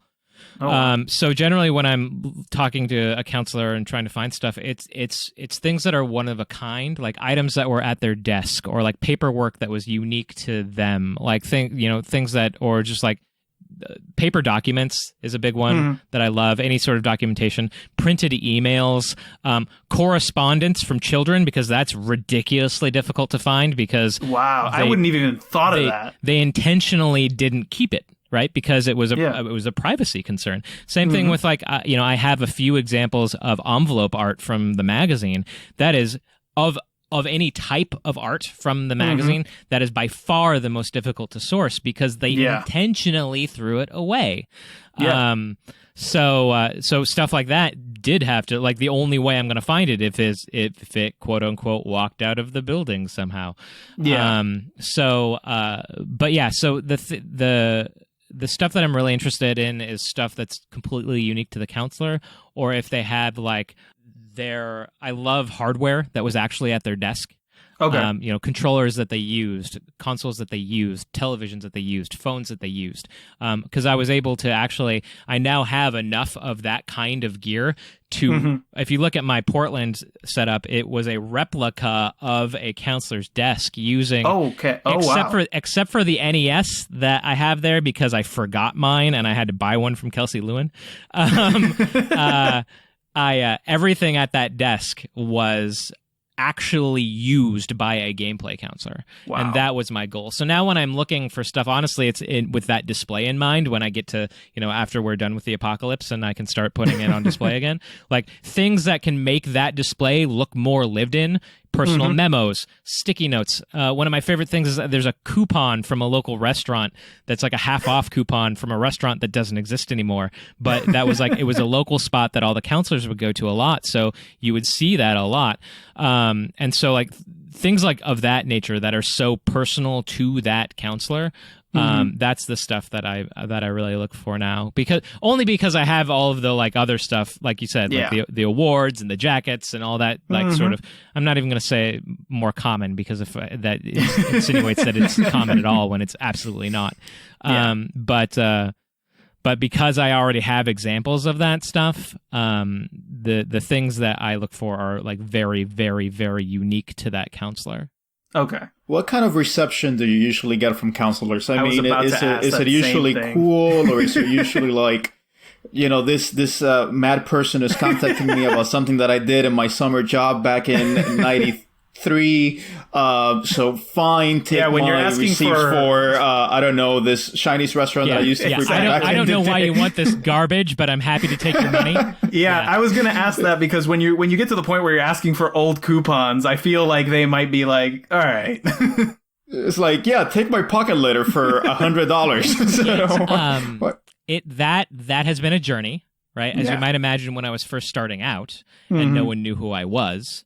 Then it was a lot more like, okay, weird kid, or like some, there's the reception was not always warm, or it was met with a lot of skepticism. But at this point, like I have reached out personally to about 400 counselors, and so that community, the people who talk to each other, know me by name, right? Okay. And so it's a lot of again, just like anything, it's a lot of word of mouth, right? And all of the networking sort of, at some point you have networked so much that it works in your favor. It's, the networking starts happening automatically.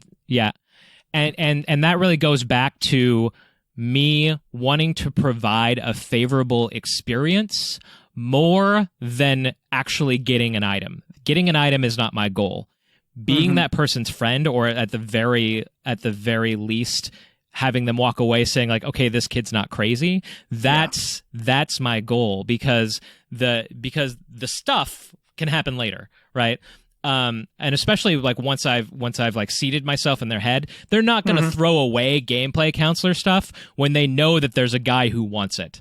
Like that's just not going to happen. So there's been times like my 20-year employee statue. I have one of the bronze statues. Actually, if you watch the new documentary High Score, Gail Tilden has one sitting on her desk, and they do like this big hero shot of it. I have one of those, and that represents 20 years of someone's life, right? And so that conversation, that was the process of a year. I was talking to that individual for 6 months before I even asked about it. Like I knew they had it, but it never came up in conversation because my goal wasn't to get the artifact as much as it was making sure that like that person genuinely believed that I was the right home for anything that they got rid of. Right. Yeah. And so it's and there's been so many times when I've just been, because I am super not pushy. That's like part of my mantra. Is that that I will plant the seed in someone's head, and I'll be like, hey, look, especially if it's something like that where it's incredibly sentimental, I'll be like, look, I'm interested in this. If you ever decide that you would like to part with it, please think of me first. And that's it. That's my goal. I've accomplished that. And more often than not, on some timeline, that person will come back to me and say, like, look, you know, sometimes it's, you know, my financial situation has changed, or I just had a change of heart, or I'm just ready. Because sometimes they're just not ready. And then they hear more about my story, and, you know, and things change. So more often than not, I can just plant that seed and walk away, and then they'll come back to me. So it really is like, I have more warm, favorable experiences than not, because my goal is a social one and not just like, hey, give me your shit. Right. Yeah. And like, even afterwards, after we have made a transaction or something, like, these people are still my friends. Like, I still, and it's same, like, I did a gameplay counselor panel at the Portland Retro Gaming Expo, where I brought 4 former gameplay counselors to Portland, and we had an amazing panel discussion. We packed the room. That's also on my YouTube channel. You should absolutely watch it. But they did that because they're my friends, right? Not because we had some transaction, right? So, mostly to kind of circle back around more to your core question, the people that I do have negative interactions with, most of the time it's because they're scared of Nintendo, not because they're not interested in parting with something or that they don't have something. Because, like, most of the time, you know, people will be even, like, polite about it. Like, oh, I don't have anything, but, like, thanks for reaching out. It was the best experience I ever had. You know, so it was very, like, a blanket statement like that. But, like, but when people, like, are very, like, cold and curt and I don't want to talk to you, it's mostly because they're scared of this NDA that they signed 30 years ago. And that's, you know, I'm not going to try to talk someone, like, that's fine. Like, it's if you're afraid of that, then fine. And I'm not going to try to talk someone out of that. Like, I'm not going to try to explain, like, why they're safe or my relationship with Nintendo or whatever. That feels slimy to me. That's when it feels like I'm, like, trying to, like, get something out of them, right? Yeah. If I'm trying to, like, talk them out of a genuine concern that they have, that's not something I'm really interested in doing. So, and I mean, it's not a completely unfounded fear. Sure. I mean, Nintendo is pretty litigious when it comes to its property. So if I didn't know anything else, I would probably think that, yes, I mean, if you sign an NDA with Nintendo, you want to be careful about what you give and what you do. So it's not completely unfounded. But also, that's why I have one of the many reasons why I've chosen to be as open and honest, because it's very easy for me to show someone what I'm doing because of the presence I have online, and because of all the video walkthroughs, and because of all this podcasts like this just sort of, like, adds to my arsenal, if you will, of being able to show people that, like, I am a safe space. I am the right home, right? Yeah. So yeah, it's not unfounded. Nintendo and I do know of each other. We have spoken on this topic several times. Oh, I was going to ask you about that. And so we essentially, like, I don't want to get into it, but, like, we've essentially, myself and their legal department have set some ground rules that I adhere to. And as long as I do that, we don't have a problem. Perfect. Yeah, I sort of walk away from your explanation of this really getting a deeper understanding for this stuff, because in my line of work also involves sort of talking to people, maybe people that don't necessarily want to talk to you. And I sort of come away with the same interaction where it's like, the more you try to force something on someone, the more likely it is that you'll get that pushback that you don't want. You sort of let them come to you. And especially the way you're doing it, where you're building this network, if they have other people that they know and trust come to them and let them know that you're safe, that's better than if you try to push it, they have a bad experience, and now anybody else that you might come to later that maybe knows them, now maybe they're closed down and you've sort of shut a window on yourself. It literally only takes one. That's how, like, close-knit that network is. It only would take one person to have a bad experience with me to ruin everything. Everything that I've worked for would be gone. So yeah, I do focus on the relationship 100% of the time. That's awesome. A lot of the stuff that I wanted to talk to you about in relation to this, we've already kind of hit. Like, we've talked about the amazing pieces of clothing that you have, including those jackets. Is that a full collection, by the way? Is that all the Nintendo Power jackets, or are you still missing some? That's an example of every print that they had for Gameplay Counselors. There's a couple different colors that I'm missing. There's an orange variant that I don't have. The gray Samus one is the first issue. That was when they were doing that jacket. They were only doing gray Samus jackets. So that's going to be, if you, as far as like pro tip, if you find a gray Samus jacket, that's the one you want to buy at any cost, because there's only about 40 of them. Oh, wow. And then the other ones, they when they started doing color variants, they also started opening up to the rest of the departments. So if you find, like, for instance, on Heritage right now, or in the next Heritage auction, there is a black Samus jacket, but if you look at the bottom, instead of Gameplay Counselor, it says Technician, so that's technically not a Gameplay Counselor jacket. So it just depends on how, like, dialed in you want to be about it. Like, maybe you don't care. Maybe you just want Samus on a jacket, and that's fine. Like with everything with video games, there's always some minutia to it that makes it much more complicated depending on how deep you want to go. Right, yeah. And with stuff like this, you can go as deep as you want to. I have no doubt about that. We've talked about signs. One thing I want to talk to you about, the awards that you've collected, because the awards, more so I think than any other item that you collect in this space, like you've mentioned, sort of hold, I would think, some more sentimental value, because they are sort of an homage to the time that you spent there. They were presented to you by the company for this kind of stuff. Is this something that you normally find people are selling? Is this something that normally you sort of acquire in the process of acquiring other stuff? Like, how do the awards sort of come into it? Much more often the latter. Okay. Because, again, it's about comfortability. It's about people believing that I am the best home for it, right? And like that 20-year service award, that individual, I bought a mountain of things over the course of that year from them before we even talked about that statue. And when we did, he was like, I'm not really sure. And I'm like, that's totally fine. And eventually he just decided that he was ready. And that was not at all my decision. I hadn't even talked to the guy for a couple months, and then he sends me an email, right? Some of those awards I actually got lucky, and they're not necessarily of sentimental value to anyone, because those particular copies of them were not awarded. Okay. So that was someone who there was like an award closet at Nintendo where it was just like, oh, when I need to like award. That's why if you see like those the small bronze Mario statues, those were used for all sorts of things. Like, oh, I need an award for Employee of the Month. Let me grab one of these and put an Employee of the Month plaque on or whatever. So like. A lot of those were sort of catch-all awards. Really, that 20-year one is the only one that's like only ever used for one specific purpose of the longevity award for 20 years.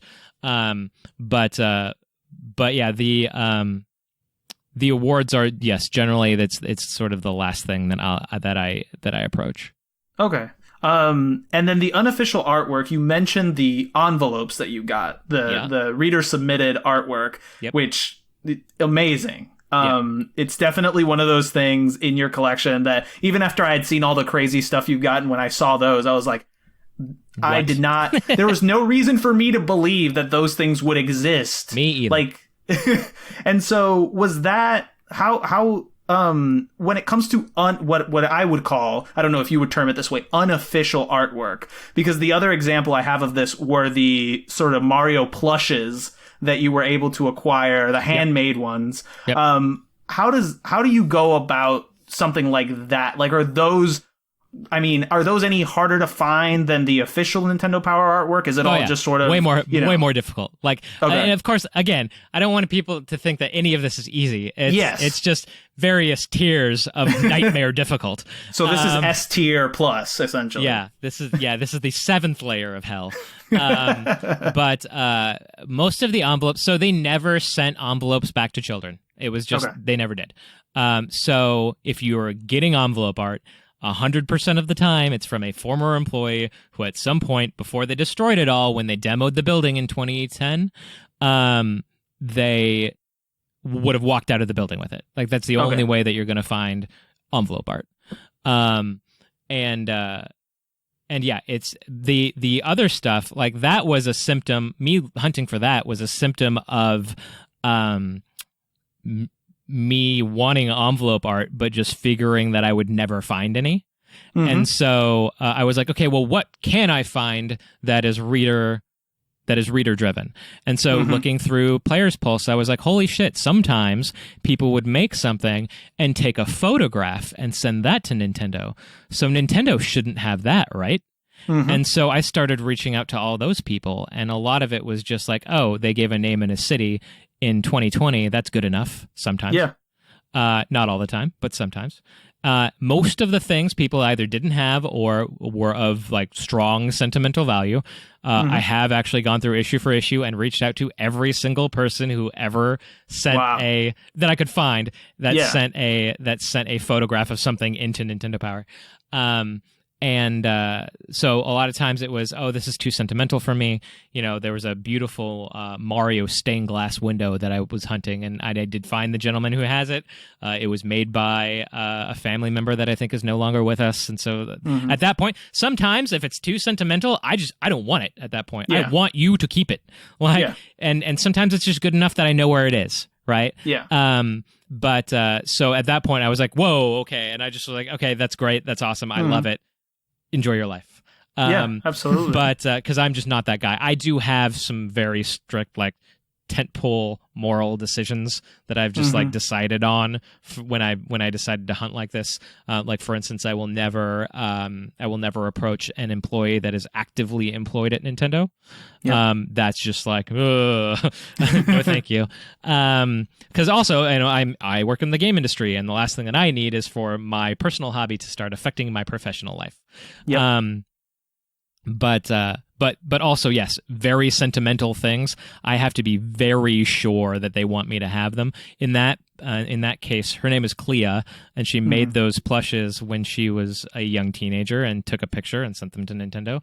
And I contacted her, and she was so enamored. And we're great friends now. And she was so enamored with the fact that anyone cared that, like, she wouldn't let me not send them to me. Like, you know, like, she wouldn't let me say no. She really actively wanted me to have these. And at that point, of course I'm honored. Of course I will take them.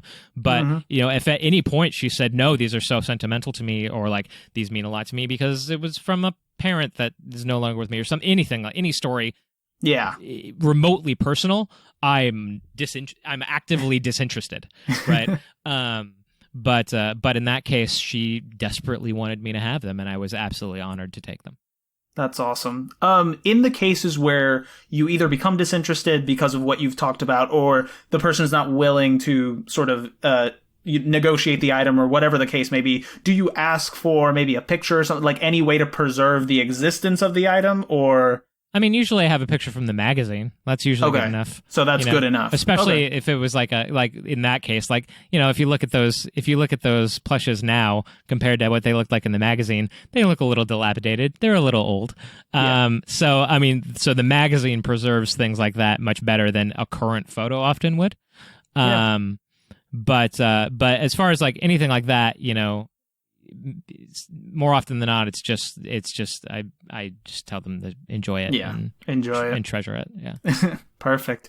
No, these, like the maquettes, are just such a weird experience for me to see in real life, because again, it's like I saw this in 2D form in a magazine. Like now that I'm seeing it in 3D in somebody's home, like it's great. It's like an out of body experience. And for me too, it was a, because I am so all about educating on process for the magazine, at some point I would like to say I have an example of everything that was part of the process of making that magazine. So when I was like, oh, like readers taking photos of things and sending them into the magazine, that's a checkbox. That's like a thing. That's a piece of the process that I can now say, okay, you know, I have this piece of process. So in a display, when I'm putting together like a timeline on a table or like a process timeline on a table, I check that box, or like, reader envelope art. Now I can say I checked that box, and so,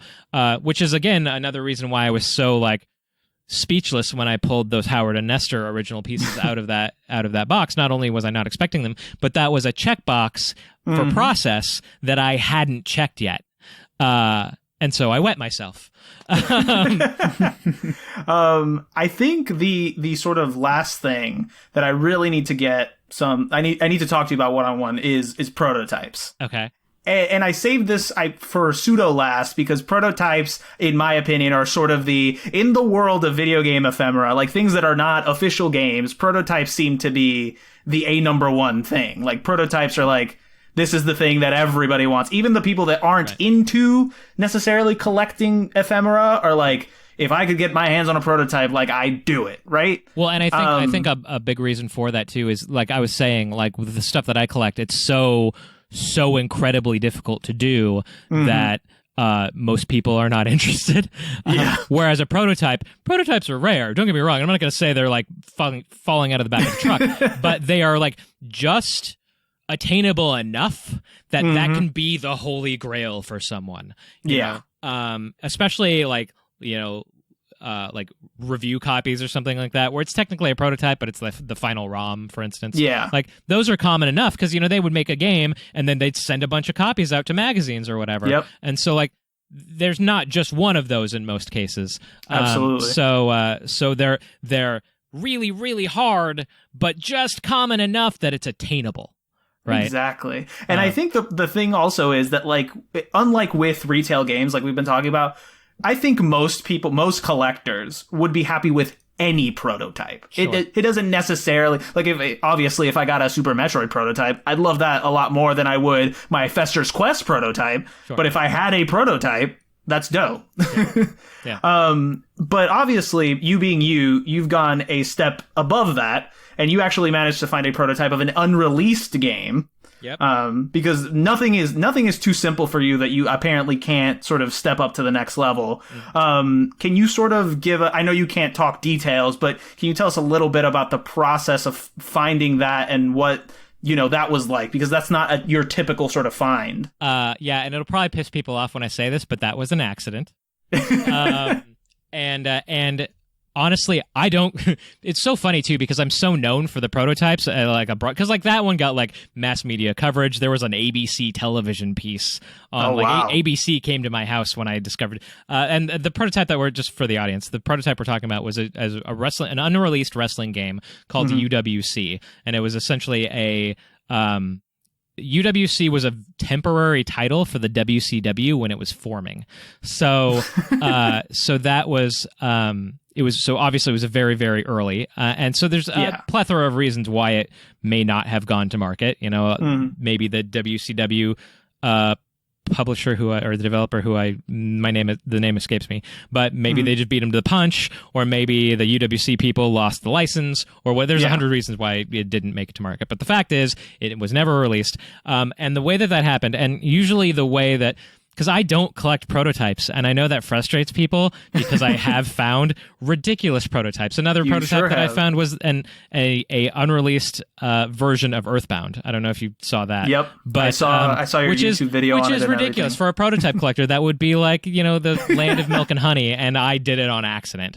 But like that's just the people that I talk to when I'm looking for things are people who have very storied histories in the game industry. And so a lot of times it'll just be like, I'll go after a specific thing and then I'll end up, essentially cleaning them out. Or I hate that term, but like I'll just buy everything that they have to sell me. And that'll be like, yeah, sure, I'll take that too. Just because it's like, why wouldn't I? If it's not going to affect the price in a significant manner. And at that point, usually I'm buying so much that it's just like, oh yeah, I found this thing. Do you want it? Sure. Put it in the box. And the UWC cart was exactly like that. It was from a employee that was in what they call the treehouse. It's a department within Nintendo. And this treehouse, all of the games that were going to be certified for the platform, would filter through the Treehouse at some point, and I ended up paying the guy more after we figured out what it is because he in conversation he was like, hey, I have this copy of WCW. It's a ROM copy of WCW. Do you want it? And I'm like, yeah, sure. He's like, well, what do you want for it? I'm like, well, WCW is not like a great game, and it's like, and I'm like, is it the final release? And he said, yeah, probably. And I'm like, okay, well then, X amount of dollars, which was not a very high number of dollars.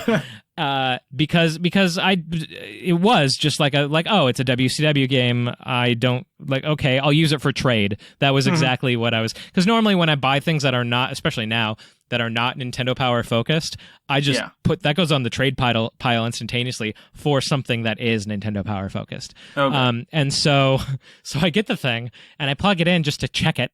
Yeah. And I was just like, this is not WCW.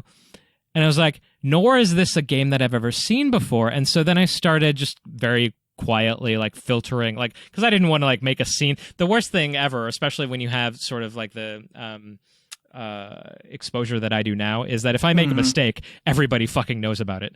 So I was like, I just quietly started filtering out screenshots of this, and I'm like, to some trusted friends, and I was just, has anyone ever seen this thing in their life? And they kept back nope, I don't know what it is. I'm like, is it a Famicom game? So then I went and asked some of my friends in Japan. I was like, is this a thing? What is this game? Yeah. And we didn't know. In fact, Frank Cifaldi eventually found a documentation of a lot checklist, and it did, it was in there as a game that made it through lot check, and then evaporated for whatever reason. But that's the only documentation we've ever been able to find for this game. Vastly, the Earthbound one was a little different because I did actually go after that piece, because I have an Earthbound tattoo. I have Gygus on my leg, and I love that game. I really wanted that game. Now, I didn't know that it was an unreleased version. The person that I got it from told me that it was a final ROM, which is generally more common and less valuable. And so to find out that there were differences in the ROM was a completely wow moment. Yeah. But I don't, again, going back to I don't collect prototypes, which is funny because people see me as a prototype authority. And it's just, I've gotten lucky in my hunt for other things that I've just happened to find some prototypes sometimes. Yeah, I forget the UWC and the Earthbound. That Dragon Warrior 4 prototype is the one that sort of made my heart skip a beat a little bit. That one's a little different because that will never leave me, because that is actually a gameplay counselor prototype. So if you look at the label on that game, it says Elmo. Elmo is the digital database, and that's why if you look, I have a little Elmo toy in some of my displays. That was the Elmo team. Obviously, Nintendo wasn't going to make them Elmo swag because of Elmo, and so they would buy Sesame Street toys and put it around their desk. So that Elmo in my display case actually came off of a Elmo counselor, and that was as they were transitioning, because you also probably seen in my collection I have these binders that are all the printed maps that they would use. And if anybody's ever seen The Wizard, it's very similar to that. The montage where they're talking to the counselor on the phone and he's flipping through binders. That's what they would do. But eventually, obviously, they transitioned to a more digital solution, and that was this Elmo database. And so that copy of Dragon Warrior 4 says Elmo on it because that was the copy that was provided to the gameplay counselors from Enix prior to the release of the game, so that they could build a database before day one, so that on day one they already had their database built. Gotcha. And that's a final release chipset on that one? Yes. Okay. That's awesome. I mean, other than I just wanted to get those stories out of you, because knowing that you have them, I couldn't let this episode go by without talking about them. Yeah, I don't talk about that a ton, only because, again, I understand, prototype collectors really do, just the same amount of work that I do for Nintendo Power. Yeah. They're out there hustling for prototypes. So for me to say, oh yeah, I found these, amazing prototypes on accident, it usually just pisses people off. So, because I try, externally this seems like a lot of luck. And it's really not. Like, not to say, I am very fortunate. I'm fortunate to have a career and be in the position in my life where I'm enabled to do these kinds of things. But past that, this is all just an incredible amount of hustle. Like, so like, I try not to talk about the stories that like make me, that people would go like, oh God, that was like, he was just really lucky, you know, because like, that's not, I don't want to be known as the guy that just gets lucky all the time, because it's very seldom true that the path that I took to get to something was luck or like a lot of luck. It was so much more diligent, hard work. I sort of understand where you're coming from, because like in my work that I do, it's a lot of what you're describing now. It's a lot of, because trying to find things or people, or when you're just trying to find anything, you know, the stuff that sort of happens behind the scenes is not interesting. Nobody cares about that. Yeah. The interesting part of the story is sort of the last thing that happens, that's sort of like, and then and then it happened. It's the acquisition. Exactly. And then it happened, you know? And so nobody ever, when people just see that part, they're like, oh, well, I wish I lived here, or I wish I had, you know, this job, or I wish I did this thing, you know? But they never sort of get the glimpse behind the camera, behind the scenes of like every step that you took from zero to that point. The big one that drives me crazy is the assumption that I am somehow absorbently wealthy. Now, I'm not going to say that I'm like in the poorhouse. Like, you know, I have a career that I spent 17 years building, and money comes with that. Like, and I'm not gonna be ashamed of that, and I'm not going to like, you know, belittle that, because I worked just as hard as anyone else to get to the point that I'm at now. But it's not like people just think that I'm just like, you know, just shoveling cash. That you're just people. rolling in it like Scrooge McDuck. It isn't that. Like, more often, again, like I keep going back to it again and again, but it's so much more about building relationships than it is just writing checks. And like those are the comments that really like get under my skin a little bit on Twitter, where the guy who like has found me for the first time, and it's some like artifact that like is incredibly rare, and they're just like, must be nice. Like, yeah, and I think that's one of the downsides, Stephan, to being in the public eye now. That back before, you know, you didn't have this prominence, you could just kind of go incognito and it would be fine. But now you have people that jump in and instantly make assumptions about who you are, about what you're doing, and you kind of become this a prism, you know, through which people see, and they put their assumptions on you. 100%. And you just kind of have to deal with that, you know, kind of bullshit. You know, not to say that it's not worth it, because like I said, on the risk versus reward, I have benefited so much more from being out there than the ridiculous hecklers that I have to deal with sometimes. Like or like when I got the UWC prototype, I had this one guy in particular on YouTube who wouldn't leave me alone, that was just convinced that I had made this game myself with NES Maker, and like was proliferating it as some sort of fake. And like yeah, that guy was a pain in the ass, but this choosing to be as public as I have chosen to be, and it is a choice. It's benefited me many times over versus the kind of shitty things that happen sometimes. Yeah. And you know, we could go on and on. I have a whole nother section of stuff from your collection that I would love to talk to you about, but we're sort of creeping on that point now. So I want to wrap this up in a succinct way by just asking you a couple of questions. Big questions. I can come back. I would love that. We could do this. We have Patreon now. We can do some bonus episodes. We'll figure something out. I'm telling you. Yeah.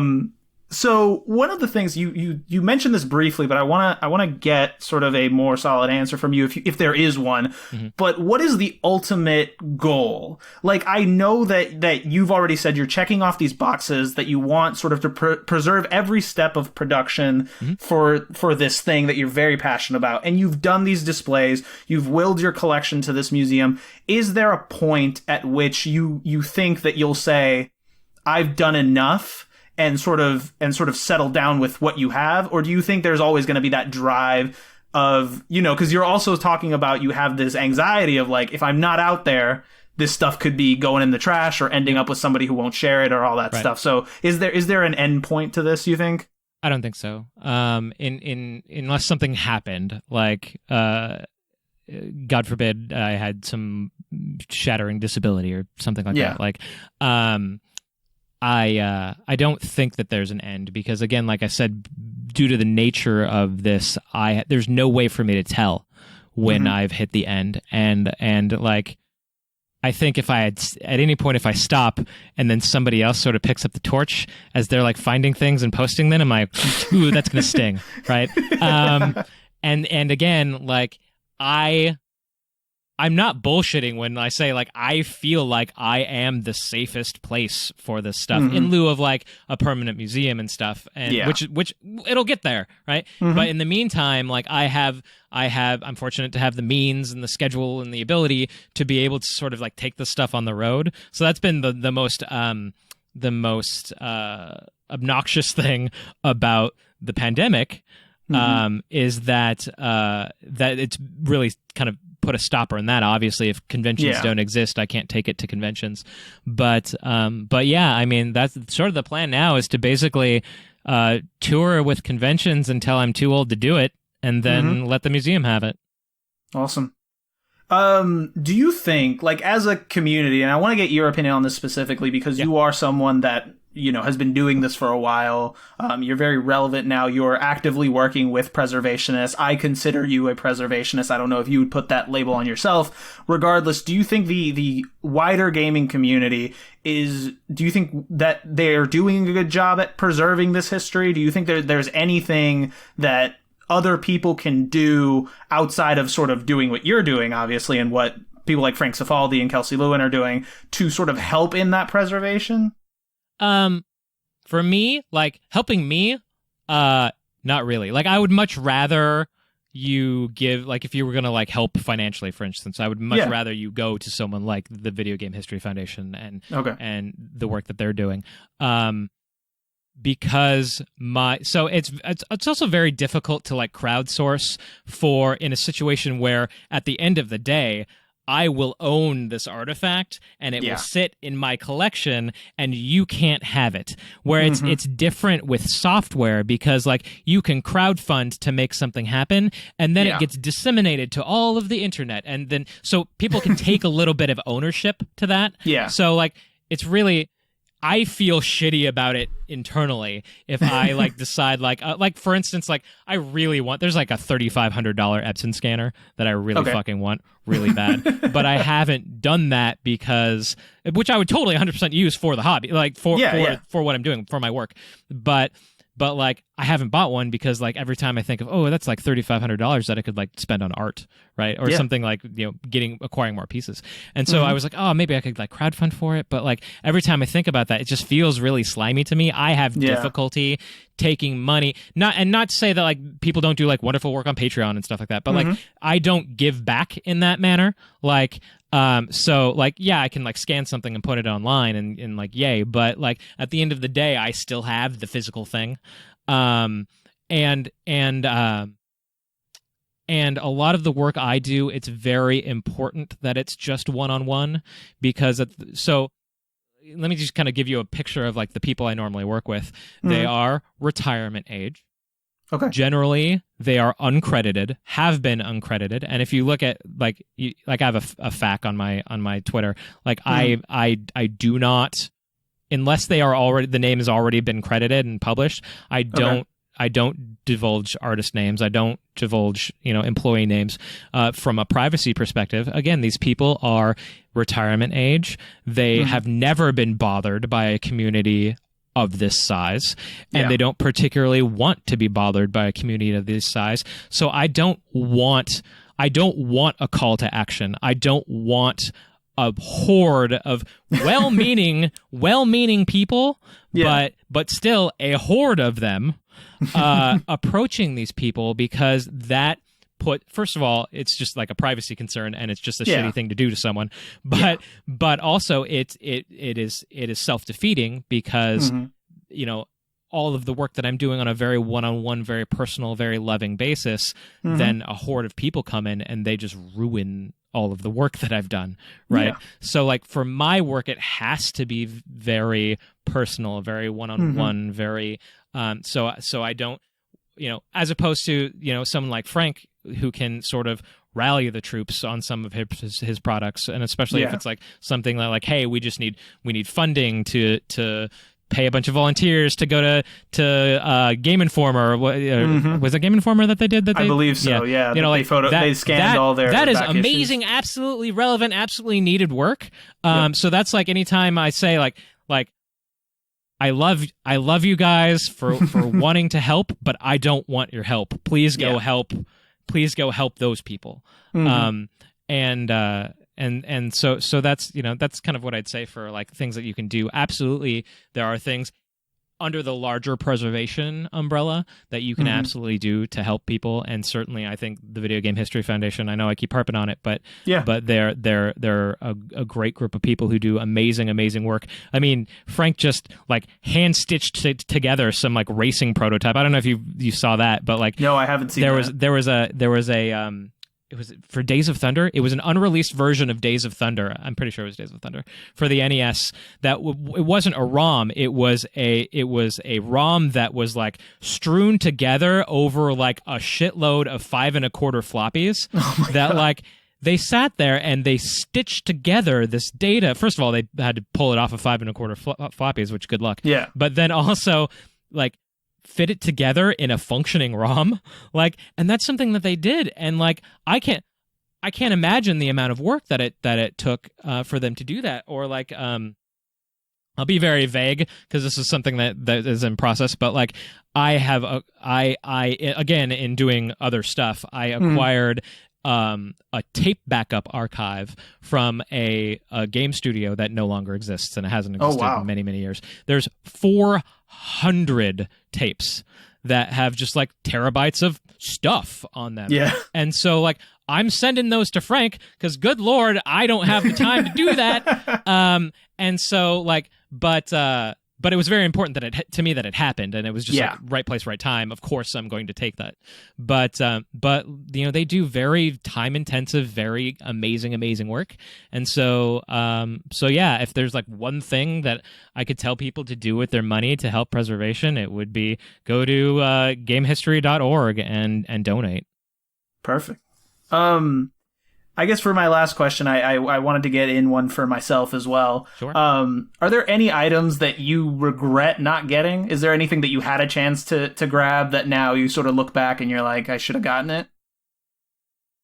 No. Okay. There are some stuff, and I don't want to mention it specifically because it's like, it is, again, I have planted seeds and then walked away. And so there's certainly things out there in the ether that I am like salivating for, and just kind of waiting for it to hopefully find its way back to me. I do know the location of the original art for Howard and Nestor #1. Oh my Lord. Which freaks me out because I have a picture of it and it like sits in a folder and I look at it. But it was a gift from Mr. Amai, the original artist, that person, and it is a Japanese person of Japanese heritage, and so gifting is very sentimental culturally. Yeah. So I don't know that will ever happen, but I know it's out there, and it kills me. But generally, again, I'm blessed with the means, and again, a very good story, and certainly the social skills to generally win something that has come my way. There hasn't really been an obstacle for me, other than I just don't want to sell it. For me to not acquire that item. Awesome. So I think that was about it. Thank you so much for joining us, Stephan. I truly appreciate your time. This has been very elucidating for me. I hope that our listeners really enjoy this kind of stuff, because I could talk about it for hours, man. Yeah, like, for sure. It's sort of become like my new sort of pet project, just like watching from the sidelines as people acquire these massive items. Stay out of my territory. Otherwise, have fun. Listen, I'm all the way over here on the East Coast, man. I'm in Rhode Island. I'm in tiny Rhode Island. Ain't nobody developing anything over here. That's right. Yeah. But yeah, so that'll do it for us. This has been the Region Free Gamers podcast. As always, guys, you can find us on Instagram at Region Free Gamers Podcast, Twitter at Region Free Gamer, regionfreegamers.patreon, patreon.com/Region Free Gamers. God damn it, that's going to be a new one that I have to learn now. And you can find my upcoming Twitter account at Art of Sega Visions, coming soon to Twitter. Stop it. But Stephan, why don't you give our listeners all the plugs that you got so they can find you everywhere? Sure. As far as forums are concerned, I hang around Video Game Sage, which was sort of born out of the ashes of Nintendo Age, and that's Archon 1981. Instagram and YouTube also Archon 1981. I am absolutely most active on Twitter right now as the actual handle is Art of NP, but if you search for Art of Nintendo Power or just Nintendo Power, you'll find me. And that's where I try to like double share because I don't want to like neglect my Instagram community because I actually love them, and they actually, that's where I sort of started, and they definitely supported me when I needed support. So I do a lot of like double posting, or sometimes I'll even like exclusively post on Instagram some stuff just to be fun. But generally the Twitter phenomenon has just exploded in leaps and bounds, and I need to ride that train because, again, Twitter is just as big a tool for my mission as anything else, and so like I really need to like I need to really continue to engage that platform as long as it's engaging me. So you'll find me most often on Twitter at Art of NP or Art of Nintendo Power. Awesome. With that, guys, closing it out, another good episode. Ozzy, you got anything to say to the people before we head out? No, thanks so much, Stephan. I mean, this was really elucidating. I don't tread on your territory, but my thing is video game magazines, and so I collected them as a kid, and so I've kept doing that for a long time. So I will make sure not to tread on your territory. I will make sure to stay out of your turf. But certainly this was a really fun and elucidating talk. So I'm definitely glad that you joined us, and hope that you can join us again in the future. Yeah, absolutely. Anytime. Literally anytime. Thank you so much.